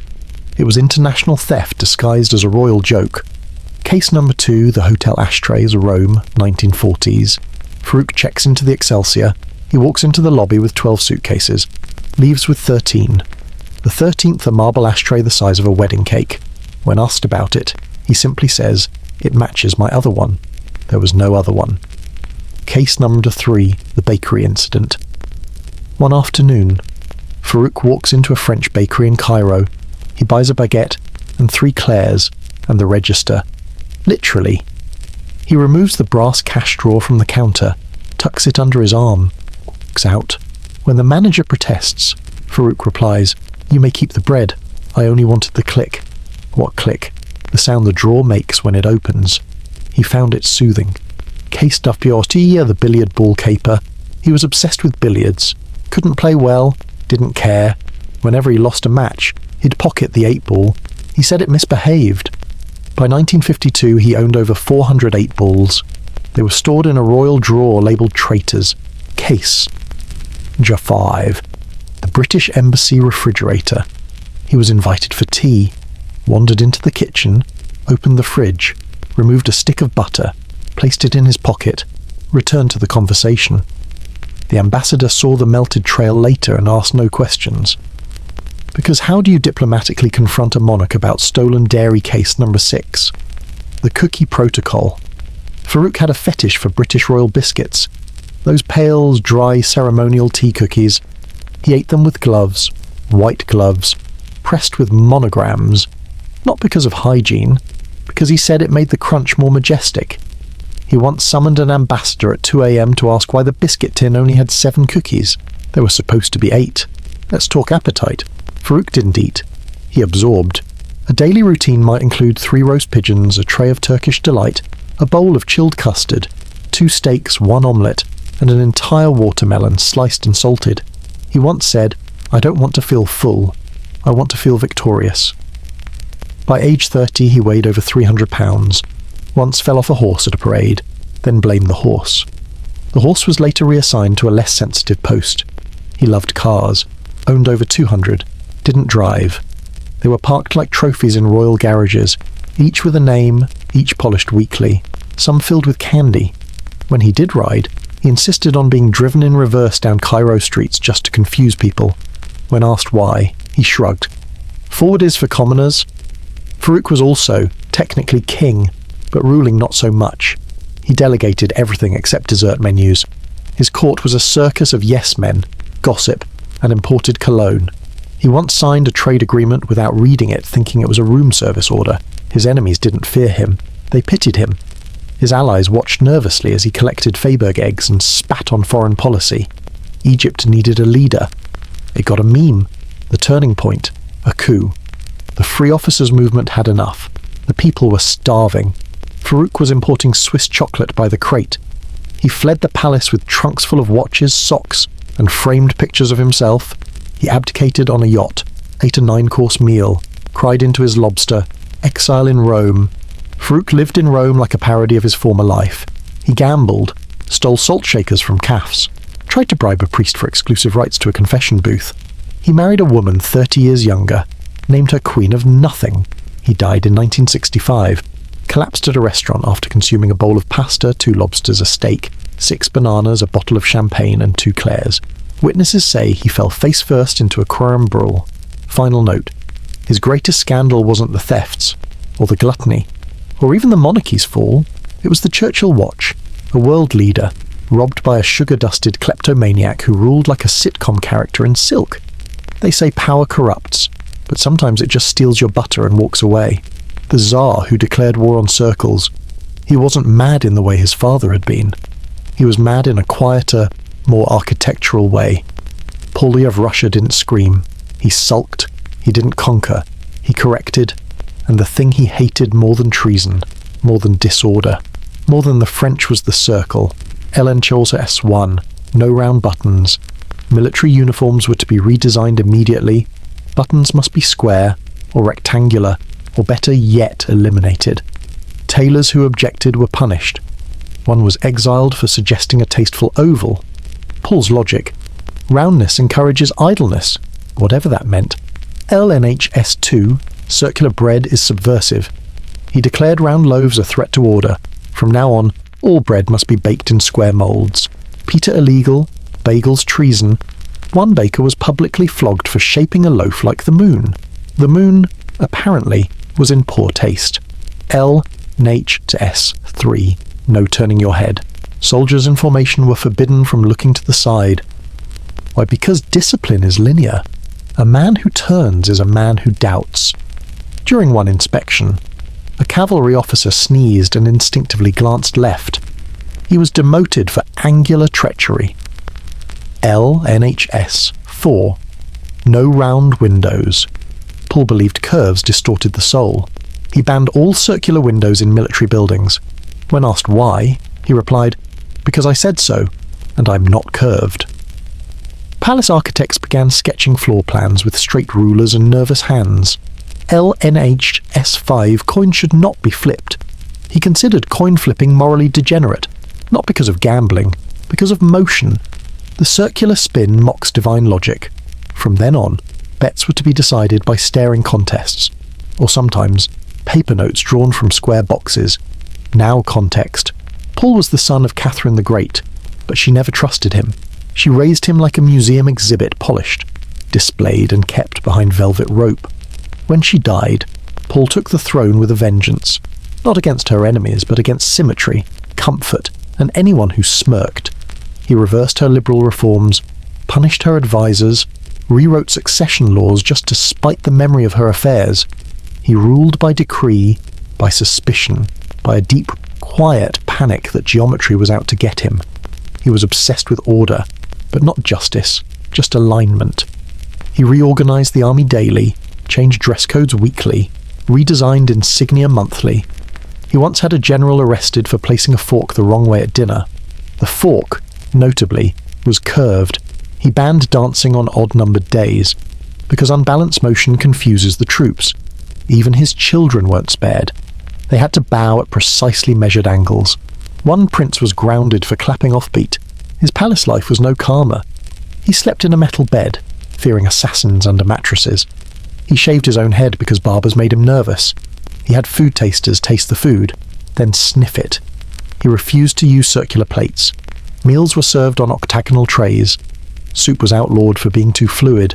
He once cancelled an entire banquet because a tablecloth had scalloped edges. He believed architecture could save the soul, but only if it was sharp, stiff, and completely unwelcoming. Paul was paranoid, but not without reason. He made enemies faster than he made policies. The court whispered. The army grumbled. Foreign ambassadors sent letters back home that read like comic novels. One report simply said, "The emperor fears spheres." In 1801, Paul received a message. Napoleon wanted peace. Britain wanted him gone. His advisors wanted lunch without rules. That night, Paul went to bed uneasy. His guards were quieter than usual, around 1A.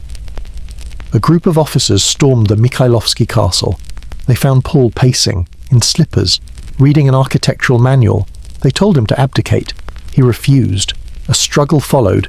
They pinned him against a wall. He tried to escape, but the room was round, a rare design flaw in his otherwise geometric life. Disoriented, trapped in the one architectural shape he hated most, he fell. Someone struck him with a sword hilt. Another used a belt. He died on the floor, beneath a chandelier of looping crystal. The assassin reportedly said, "Tell them he died of apoplexy," or irony.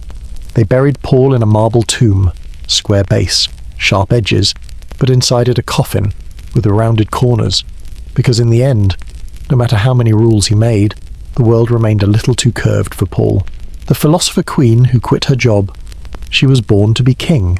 Not queen, king. The midwives announced, "It's a boy."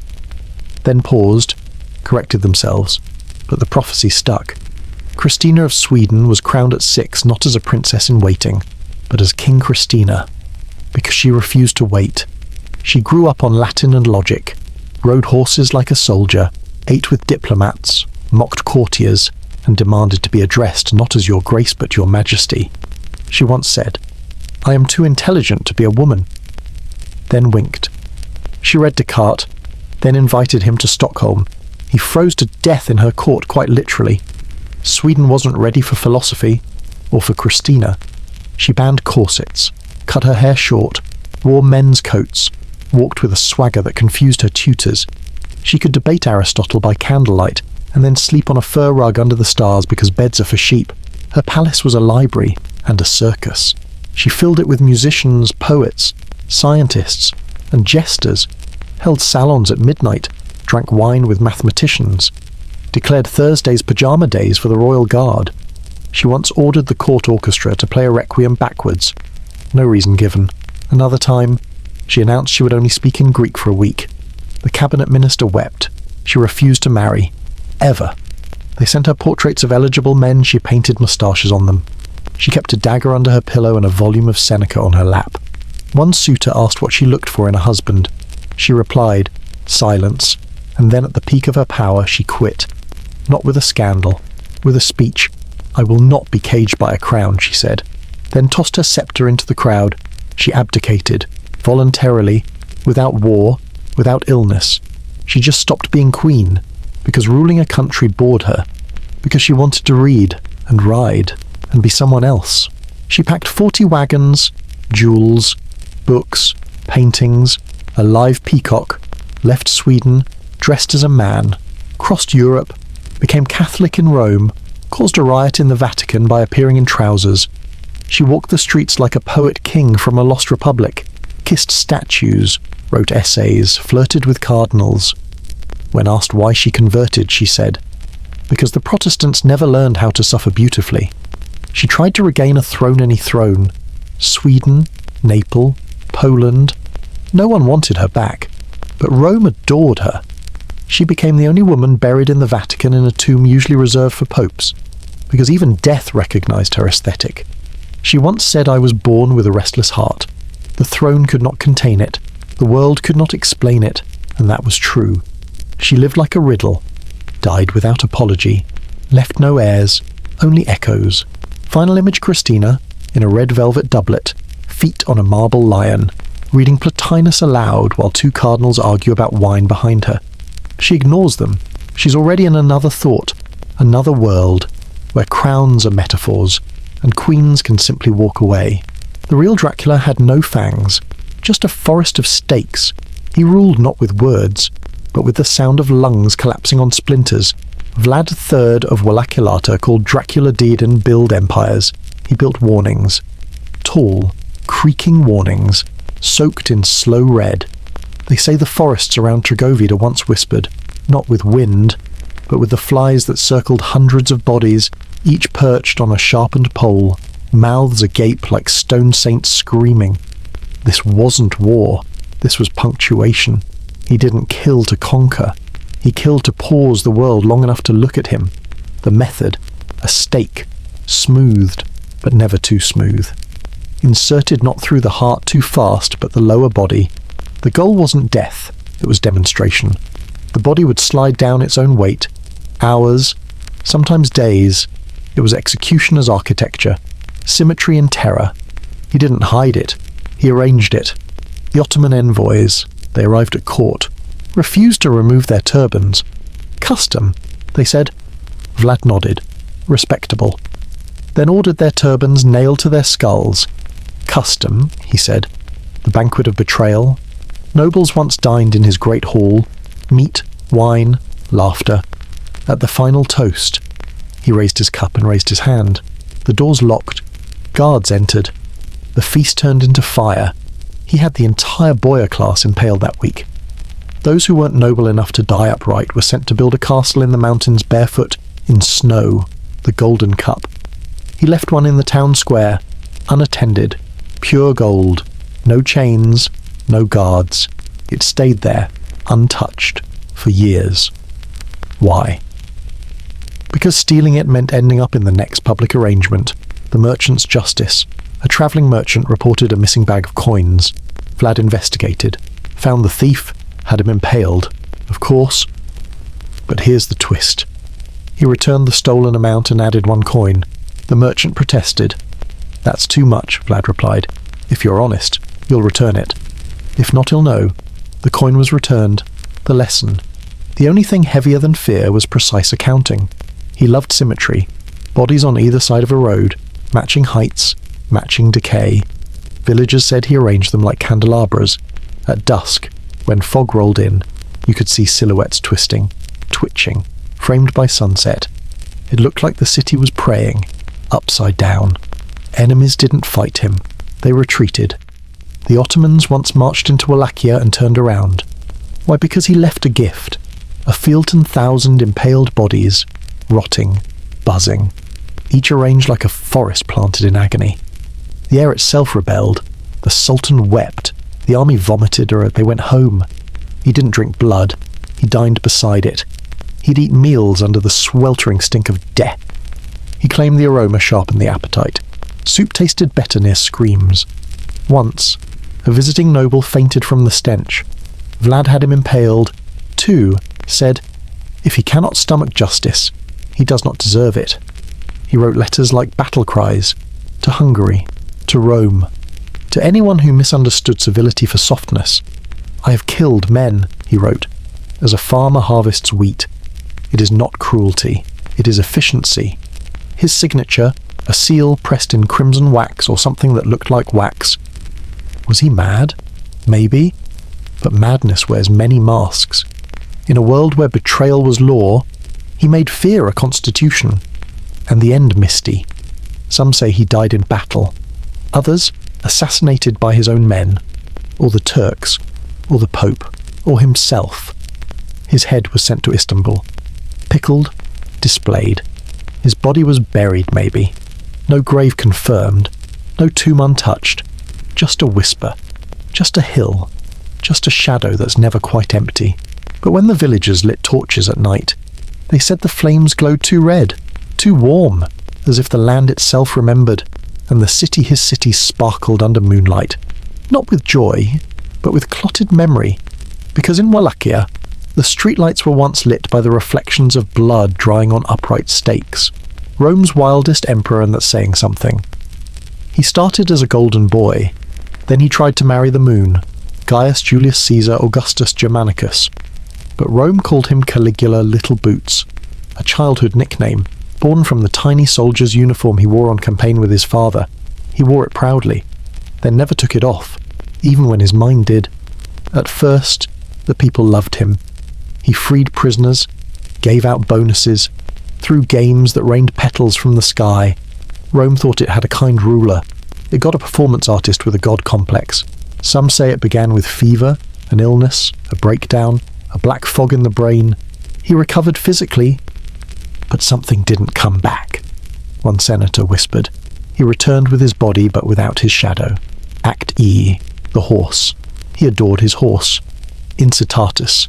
Built it a marble stable. Gave it a necklace of amethyst. Servants, cushions, a private fountain.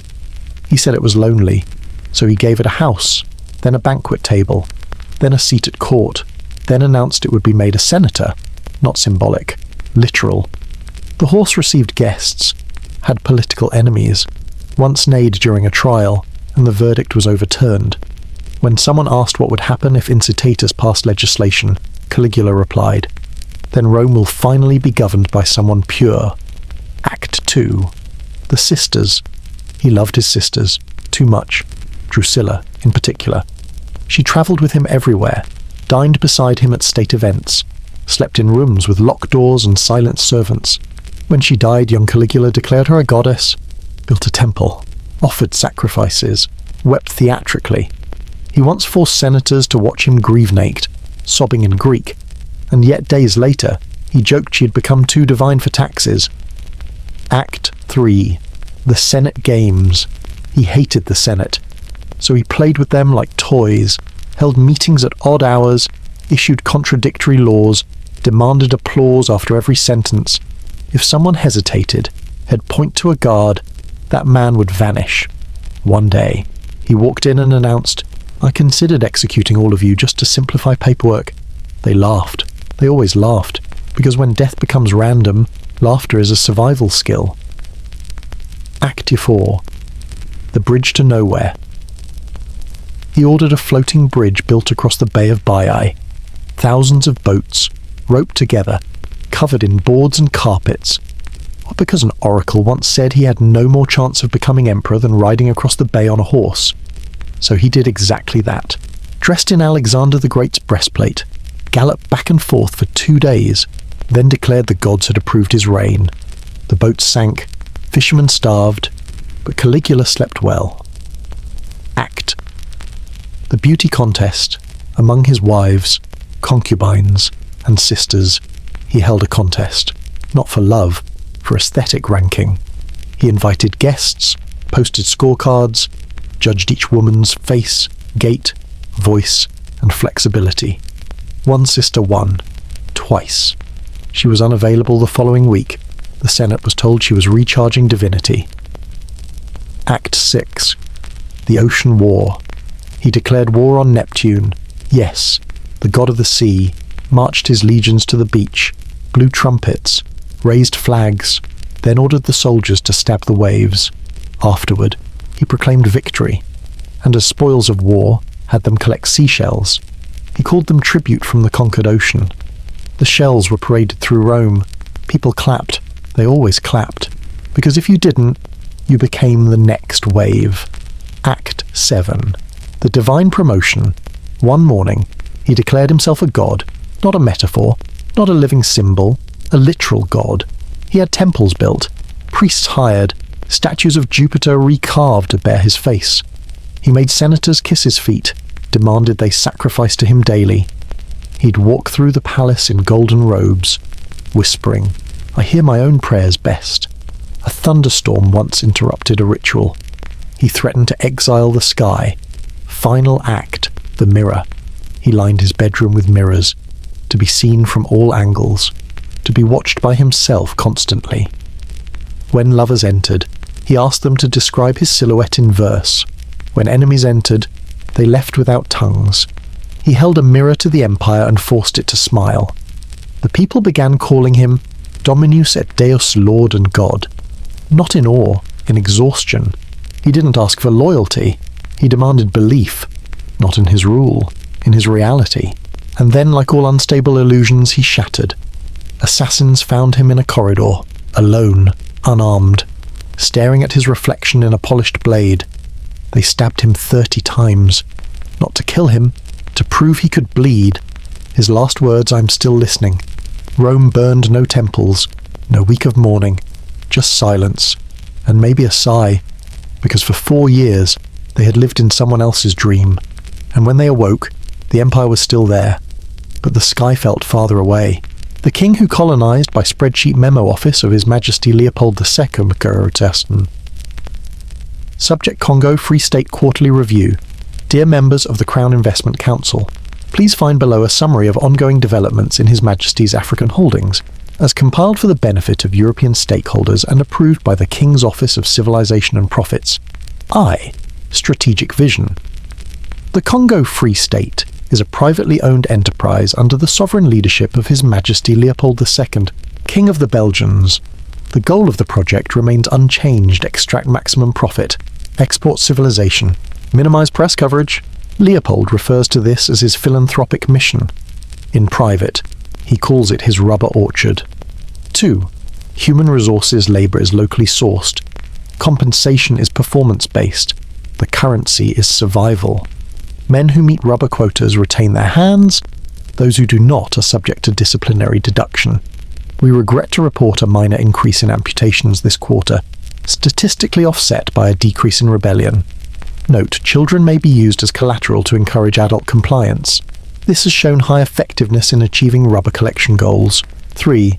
Brand management. All communication to Europe refers to Congo as a light unto Africa, a garden of moral instruction, a Christian experiment in commercial harmony. Please avoid the term forced labor. The preferred phrase is uncontracted workforce under supervision. Images of missionaries reading scripture to children should be distributed frequently. Images of severed limbs should not. EV. Metrics. Rubber exports have increased by 37% year over year. Ivory remains steady.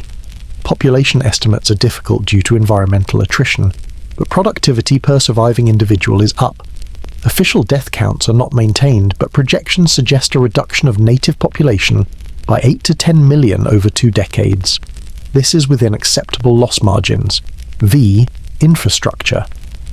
The railroads are being constructed with enthusiastic effort. Enthusiasm measured in lashes, not wages. Villages near river routes are being reorganized for efficiency. Those that resist have been depopulated for compliance training. Quote from His Majesty: civilization cannot wait for consent. Sick. Public relations risk. There has been unfortunate interest from certain foreign journalists and missionaries. They allege mistreatment. A British missionary, Roger Casement, has circulated reports suggesting that hands are cut off as punishment. Women are held hostage. Villages are burned for sport. While such allegations are exaggerated, we must prepare counter-narratives. Recommended response: highlight Belgian schools open to, churches built son, and roads paved partial. Discredit dissenters as emotionally unstable or anti-progress. 7. Operational notes. Field officers are encouraged to maintain quotas above compassion. Photograph hands, not faces. Burn unproductive settlements after rubber harvest. Local chiefs may be bribed or beheaded. Both methods yield similar cooperation metrics. A joke circulating among officers: 1 tree, 1 man, 1 hand. The king recommends discontinuing its use in official correspondence. Vets. Moral position. Leopold publicly states that his rule over the Congo is a divine duty. He positions himself as a father to the African people, a father with a financial target. In church speeches, he speaks of lifting the savage out of darkness. At home, he adjusts the budget to increase investment in chicory exports. He does not visit the Congo. He views photographs instead. Occasionally he signs them. Nye. Legacy management monuments are under construction in Brussels. Statues depict Leopold holding a globe, draped in Christian robes. Schoolchildren are taught that the king brought Africa hospitals unbuilt, books unread, faith unasked for. No mention of quotas, no mention of blood. The narrative is secured, for now. X. Final remark. A child with no hands cannot rebel. A man whose daughter is held hostage picks the tree faster. A priest who blesses a rifle saves time. This is not horror. This is procedure. When asked how he sleeps at night, Leopold replies, on Belgian linens, purchased with Congolese civility. Postscript uncirculated addendum, found in a private letter to a mistress. They call me monster, but I gave them Europe's gift. The wheel, the road, the lash. They had forests. Now they have chains. This is what progress feels like when written in someone else's blood. No reply recorded. So what did we just witness? 10 kings, 10 crowns, 10 mirror seats cracked in a different corner. We saw boys who never grew up, men who never looked down, and queens who saw too much or not enough. We saw loneliness mistaken for leadership, hunger mistaken for holiness, and in more than one case, a horse mistaken for a senator. They called themselves emperors, tsars, divine monarchs, God's chosen, Europe's gift, civilization's fathers. But really they were just people, fragile, confused, sometimes brilliant, often brutal, and always dressed too well to be questioned. There was Elagabalus, the teenage drag priest who turned the Roman Empire into a burlesque sermon. He died in a trunk more performance than legacy. There was Ranavalona, the queen who built her reign on agony, called it independence, and left a jungle of ghosts behind her. There was Charles of Spain, born from too many cousins, a walking genealogy chart with royal paperwork instead of blood, and Juana, who slept beside a corpse and called it love, who blurred grief and governance until they both tasted like wax, even prayed between massacres. Rossettian wrote poetry with poisoned ink. Commodus choreographed murder like Broadway matinees. Marie Antoinette died in white, as if fashion could absorb shame. Nero played music while Rome turned to soot. Catherine flirted with philosophers between military reforms. George Thus ate 100 eggs and married air. Ludwig built castles to avoid conversation. Farouk stole watches from statesmen and thought it clever. Pauline outlawed curves and died in a circular room. Christina said no to the world and yes to Descartes. Vlad impaled truth itself. Caligula stabbed the horizon, and Leopold sold horror as logistics. They were not all monsters. Some were. Most were just human, without guardrails. Power didn't corrupt them instantly. It fed their instincts, expanded their eccentricities into policy, turned private moods into national mandates. Because absolute power doesn't just rot, it broadcasts, and we're you and alive in a time of slogans, of clean branding, of polished speeches and curated timelines. So it's easy to believe we've evolved, that democracy is a vaccine against delusion. But look closer. Every age has its parades, its ornamental uniforms, its carefully worded violence. Power corrupts, but sometimes it also throws a parade. These monarchs, in their jeweled prisons, show us not what leadership is, but what it becomes without contradiction. When a throne becomes a mirror, when no one says no, when performance replaces conscience, we get governments of appetites, courts of chaos, and kingdoms built on applause. But history doesn't repeat, it rehearses. And tonight, we've listened to its dress rehearsal, not to glorify cruelty, not to mock madness, but to remember these weren't kings. They were cautionary tales wrapped in velvet, so the next time you envy royalty, the crown, the robes, the power. Remember, some of them had palaces, but no soul. Some of them had followers, but no one who could tell them, stop. And some of them just had too much time, too much money, and no one to take the sword out of their hands. Thank you for watching, thank you for listening. Now dim the lights, let the torches in your mind flicker out. And if you dream of kings tonight, let them bow to you, just once, before they vanish.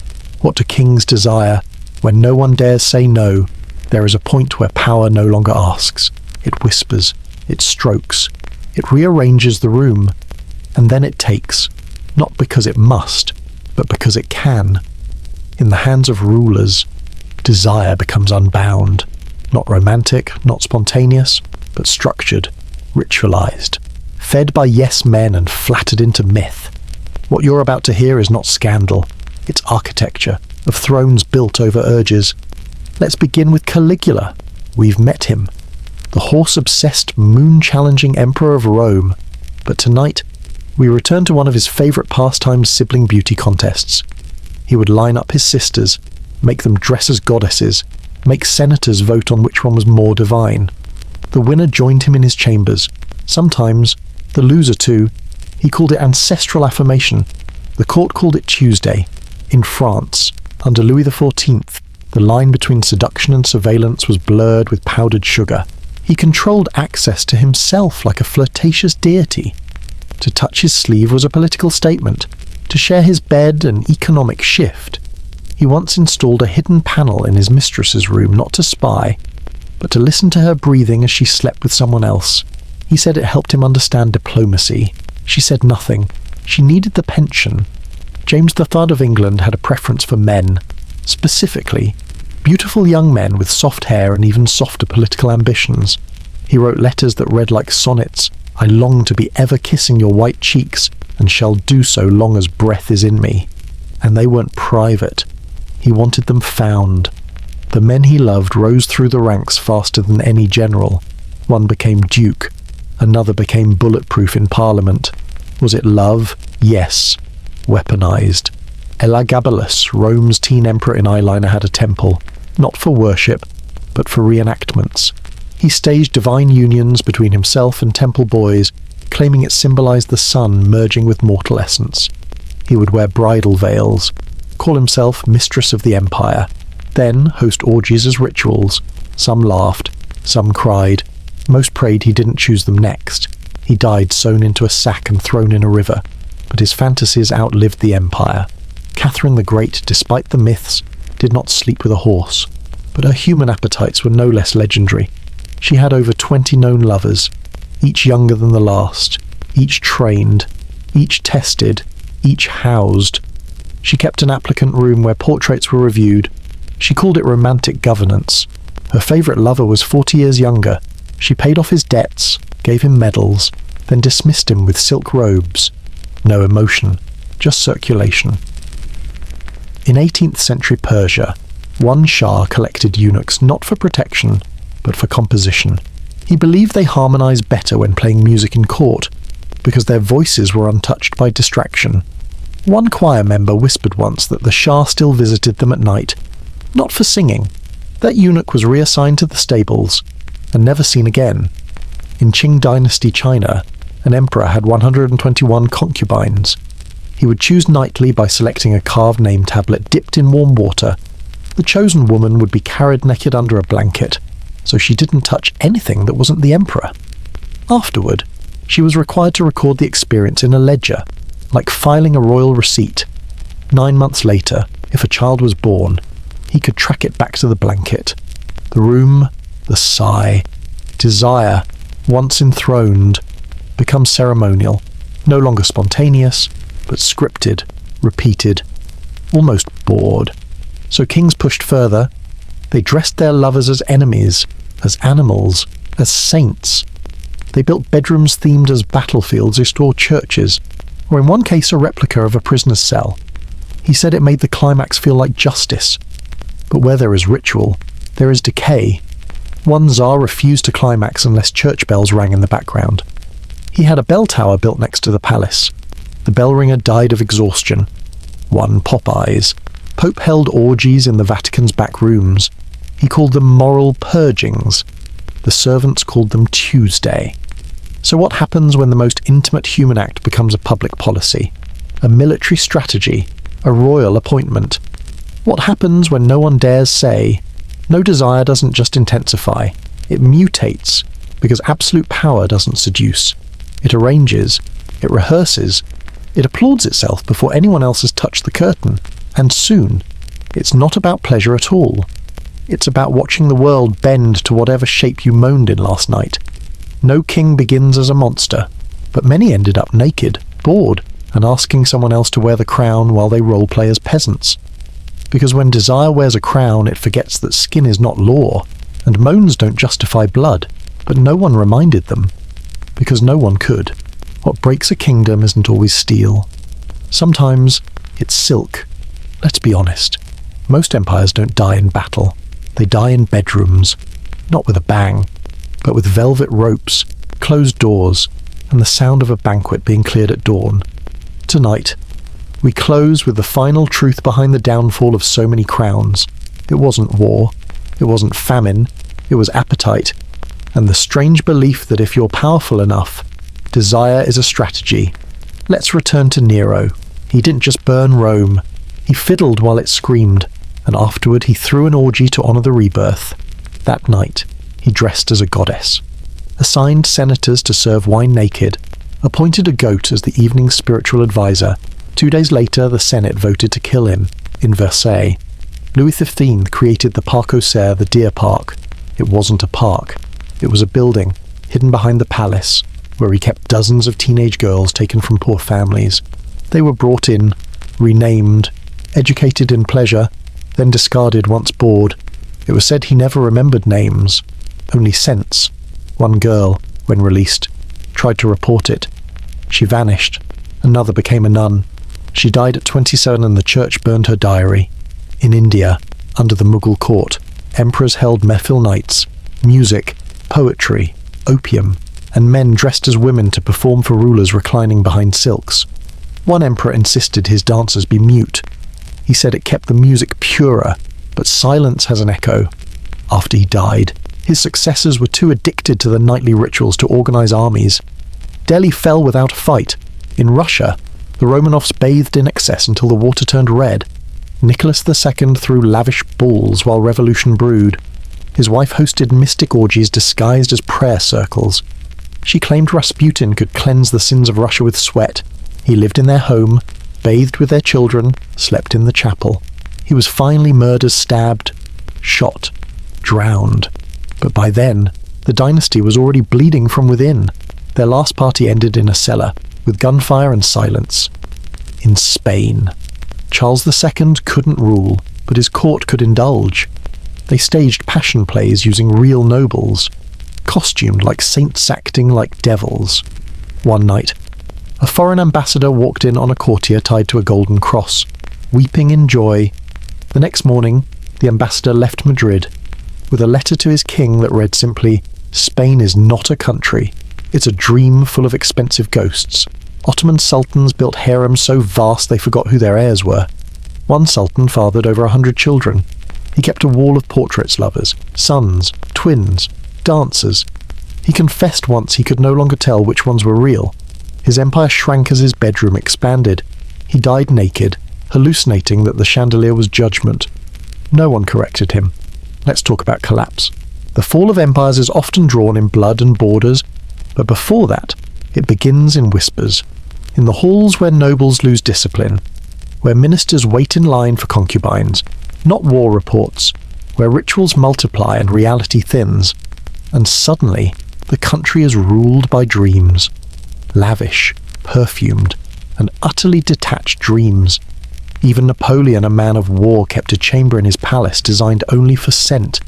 He demanded fresh jasmine daily, not for lovers, for himself. He believed scent altered fate. He also believed sleeping with his Polish mistress during war was a military tactic. France lost. History's lesson is soft but cruel. When kings confuse pleasure with policy, they stop listening to hunger, to rage, to the footfall of rebels under windows, because everything seems quiet behind thick curtains until those curtains are torn open. In the final days of the Qing dynasty, the emperor held one last feast, not for war generals, but for theatre actors who performed an opera about immortality. He wept, drank 7 cups of rose wine, then signed away his throne. No resistance, just silence and orchids. So yes, the sword is sharp, but so is the tongue, the purse, the powdered cheek. Empires fall not only to cannon fire, but to distraction, to denial, to nights too long and beds too crowded. What do we learn here? That pleasure is not the enemy, but when rulers build palaces only to hide from consequence, pleasure becomes a coffin lined with velvet. And history, quietly, coldly shuts the lid. This was the final curtain, not on power, but on fantasy dressed as government, on kings who couldn't tell the difference between a lover's moan and a nation's cry. So next time you hear of an empire collapsing, don't just look at maps. Look at bedrooms, at mirrors, at powdered wigs and silk robes, and wine spilled on laws never read. Because sometimes the end of a civilization starts with a sigh, and the sound of one too many bodies sinking into one too wide a bed. Silk, power, and plum blossoms, the night games of Wu Zetian. The curtain doesn't rise, it sways delicately, as if nervous. Painted silk flutters in a stale breeze, and behind it, incense has turned the air into syrup. Somewhere beyond the haze music, not loud, not melodic, just the trembling strings of a zither, as if it too were afraid to breathe too deeply in her presence. This was not an orgy, not exactly. It was a ritual, not religious, not carnal, something in between.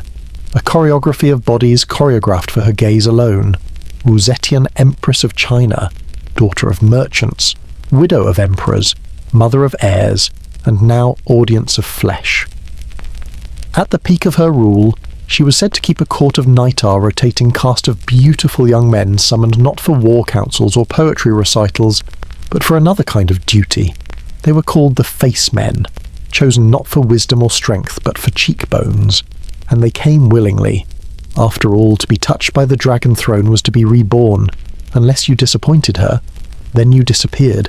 The selection process was silent. She would walk a line of them barefoot, her feet soft against lacquered floors. She did not speak. She did not smile. She merely looked. Occasionally she'd reach out, run her fingers across a jawline or collarbone as if inspecting fruit. Once chosen, they would be bathed, oiled, perfumed, trained not to speak unless asked. And then they waited, naked, sometimes for hours, behind silk screens or kneeling by candlelight, until she summoned them with a glance or a lifted fan. No words were exchanged, only gestures, like a priestess choosing which deity to worship tonight. Power is a strange perfume, doesn't just cling, it intoxicates, and Wuzetian wore it like a second skin. Some nights, she would ask them to perform not for her, but for each other, slow, practiced, ceremonial, like theatre, except the only audience was a woman sipping fermented pear wine, unmoved. Other nights, she asked for stories. Tell me what you dreamed last night, and if the dream bored her, they were never summoned again. She did not raise her voice. That was not her weapon. She had silence, selection, and a memory that could ruin you. There were rumours, of course, that she slept with monks, that she disguised lovers as eunuchs, that her chambers were built with secret tunnels for midnight visits, that she bathed not in water, but in milk from virgins, that the pillow at her bedside whispered back to her in the voice of her first lover, the one she may or may not have murdered to climb higher. No one dared to ask if it was true, because with Wuzetian, truth was always dressed in silk, and silk lies beautifully. The Empress did not just blur the line between seduction and rule, she erased it. Every bedchamber became a courtroom, every kiss a contract, every sigh a strategy, and every lover was temporary. The most famous was the Zhang brothers' two handsome siblings, poets and performers who became her personal favourites in her final years. One read her poetry by moonlight, the other danced for her in robes of white and gold. They were envied, feared, despised, until they weren't, until someone whispered that they were too close, too bold, too beloved. Then they vanished. Their names struck from records, their poems burned, their bodies never found. So was she a monster? That's the wrong question. She was a mirror of every man who had ruled before her, demanding obedience, bending desire into currency, rewriting intimacy as imperial law. She didn't invent thrones lined with flesh. She just reclaimed them. The difference is she remembered every name, every face, every touch. And when it no longer pleased her, she didn't beg. She didn't forgive. She didn't look away. She simply dismissed. In the end, her lovers outlived her only in rumour. Some say she kept a book-black lacquer, gold spine, where she rated them in calligraphy more delicate than cherry blossoms. Others say she forgot them as soon as they left her bed. But maybe the truth is more brutal. She never saw them as men, just instruments, soft and scented, played once, perhaps twice, and then boxed away. So when history whispers her name, it often begins with power. But power, in her hands, always began in bed, not because she was weak, but because she knew where kings were made and how they fall. The velvet rot, what happens when no one says no to you? It's quiet now. The noise of kings shouting orders, of queens slamming palace doors, of swords clashing and egos combusting, that's all behind us. We've walked through it, together, from silk-draped bedchambers to blood-soaked banquet halls, from orgies to executions, from vanity to vacancy. But before we sleep, before we truly rest, there's one more truth to touch. Not about any one king, or queen, or bloody dynasty, but about power itself. What happens when you give a child a crown and never take it away? What happens when every mirror lies, when every servant says yes, when every law is written in your name, then rewritten again to suit your whims? The answer is simple. You stop being human, not because you become a god, but because you forget how to be small, how to be wrong, how to be denied, and so you build temples to your reflection. You surround yourself with flatterers, poisoners, lovers, and liars. You spend your days picking favourites, inventing enemies, and stuffing fear into the mouths of anyone who hesitates before bowing. You confuse admiration with obedience, obedience with love, love with possession, and in the end you rot from the inside out, wrapped in velvet, crown still on. Every monarch we met tonight, every mad emperor, cruel queen, self-obsessed prince had one thing in common. No one told them no. No one told Marie Antoinette to stop playing shepherdess while the people starved. No one told Caligula that horses don't belong in Parliament. No one told Catherine the Great that empires need more than lovers and letters. No one told Leopold II that civilization doesn't come from chains, and those who tried vanished. That's the danger no textbook will teach. Not just war, not just scandal, but silence. When silence becomes the throne, and the louder the music plays, the easier it is to mistake horror for harmony. So why do we tell these stories at night? Why, after all the madness, invite you to lie down with this in your head? Because stories like these do something strange to the brain. They don't just entertain. They remind. They remind us that humans, no matter how golden their robes, how long their lineage are still fragile, they hunger, they fear, they crave touch and revenge and meaning and control. And when no one limits them, they don't just break the world, they break themselves. These kings and queens weren't myths. They weren't metaphors. They were real. They lived, loved, hurt, punished, seduced, and destroyed. And then, like all of us, they died. Some in glory, some in disgrace, some in total obscurity. Bones lost under old cathedrals or burned along with the palace they once ruled. So if you feel a little strange remembering them all at once, that's okay. You're supposed to. That's why we're here. That's what this is. This isn't just history. This is history for sleep. So here we are, 20 names, 20 crowns, 20 heavy heads that tried to carry empires and collapsed under the weight of their own appetites. Some died young, some died old, some died screaming, alone in marble corridors, others in velvet beds, still drunk, still dreaming, still believing they were loved, and all of them forgotten, until now.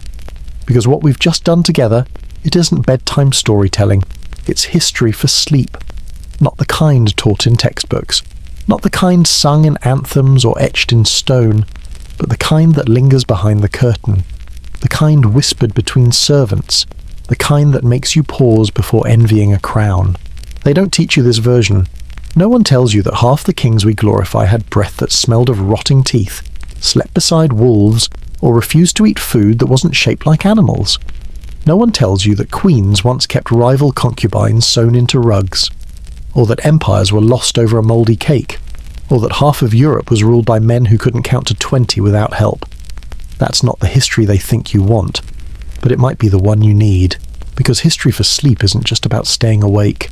It's about waking up with context, waking up to the idea that madness isn't rare in power, that violence wears perfume, that tyranny often enters smiling, dressed in lace. And yet even in all this absurdity, something strange happens. You begin to feel calm. Why?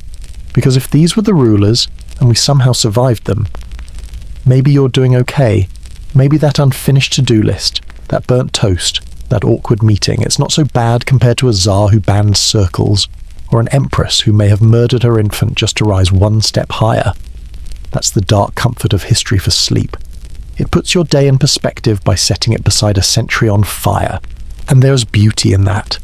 In knowing the world has always been this strange. In realizing your anxieties aren't new, they're just quieter echoes of emperors who heard voices, queens who wore blood like perfume, and princes who drowned in their own reflection. So next time you lie awake, wondering where it all went wrong, remember this parade of powdered ghosts. And remember, some of the worst humans in history wore gold robes, issued decrees, and believed they were chosen by gods. You just forgot to return an email. This was history for sleep. Not because it's boring, but because it's soft, absurd, and just dangerous enough to hold your attention while your eyes grow heavy. You don't need to understand it all. Just know that power is strange, and that somewhere, 1,000 years ago, Someone went to bed thinking they'd live forever, then woke up beheaded by breakfast. Good night, and may your dreams be nothing like theirs. Of course we could stop here. 20 monarchs, each more unhinged than the last. Velvet madness, powdered cruelty, empires built on ego and undone by desire. But as your breathing slows and your room grows quiet again, there's something I haven't told you. This wasn't all of them, not even close. There are others. Names that rarely show up in school books. Kings whose portraits were burned. Queens erased not because they ruled poorly, but because they ruled too well. Too strangely, or too inconveniently. There's a Mongol Khan who declared war on the weather. A child queen in North Africa who convinced an entire court that she could speak to the dead. A French prince who made his soldiers wear masks of their own faces, so he'd never have to see expressions of doubt. A ruler in pre-Columbian Mesoamerica who invented a religion to justify eating his cousins and had the murals to prove it. And that's just the beginning. There are rooms in castles never opened. Their tapestries still stained with stories no one will stitch into history. There are royal diaries locked in university archives, written in cipher, filled with desires no priest would bless. There are bones in catacombs labelled only problematic heir. Because even history, even the ones who kept records obsessively, had limits. There were stories so strange, so terrifying, or so embarrassing that even royal scribes refused to write them down. But we find them, eventually. A side note in a monk's margin. A scandal scribbled in lemon juice. A tax record that doesn't quite add up. And when we do, we tell them, here, in the dark, in the quiet, where these royal ghosts can speak again just loud enough to disturb your sleep, but not your peace. So if you've made it this far, thank you for walking beside us through these velvet graveyards, for daring to lie still while madness whispered in royal Latin, French, Russian, Mandarin, Arabic, for understanding that history for sleep isn't always gentle, but it's always honest. And if your dreams tonight feel a little crowded, that's okay. It's just the ones we haven't told you yet, waiting. To be continued in the next volume, The Empress Who Disappeared in Her Bath, the boy pharaoh with 47 pets and 0 morals, the Korean queen who wrote erotic poetry for her enemies, and the Scottish king who thought he was a swan, because royal history doesn't sleep, it just hides, and tomorrow night we'll find it, together.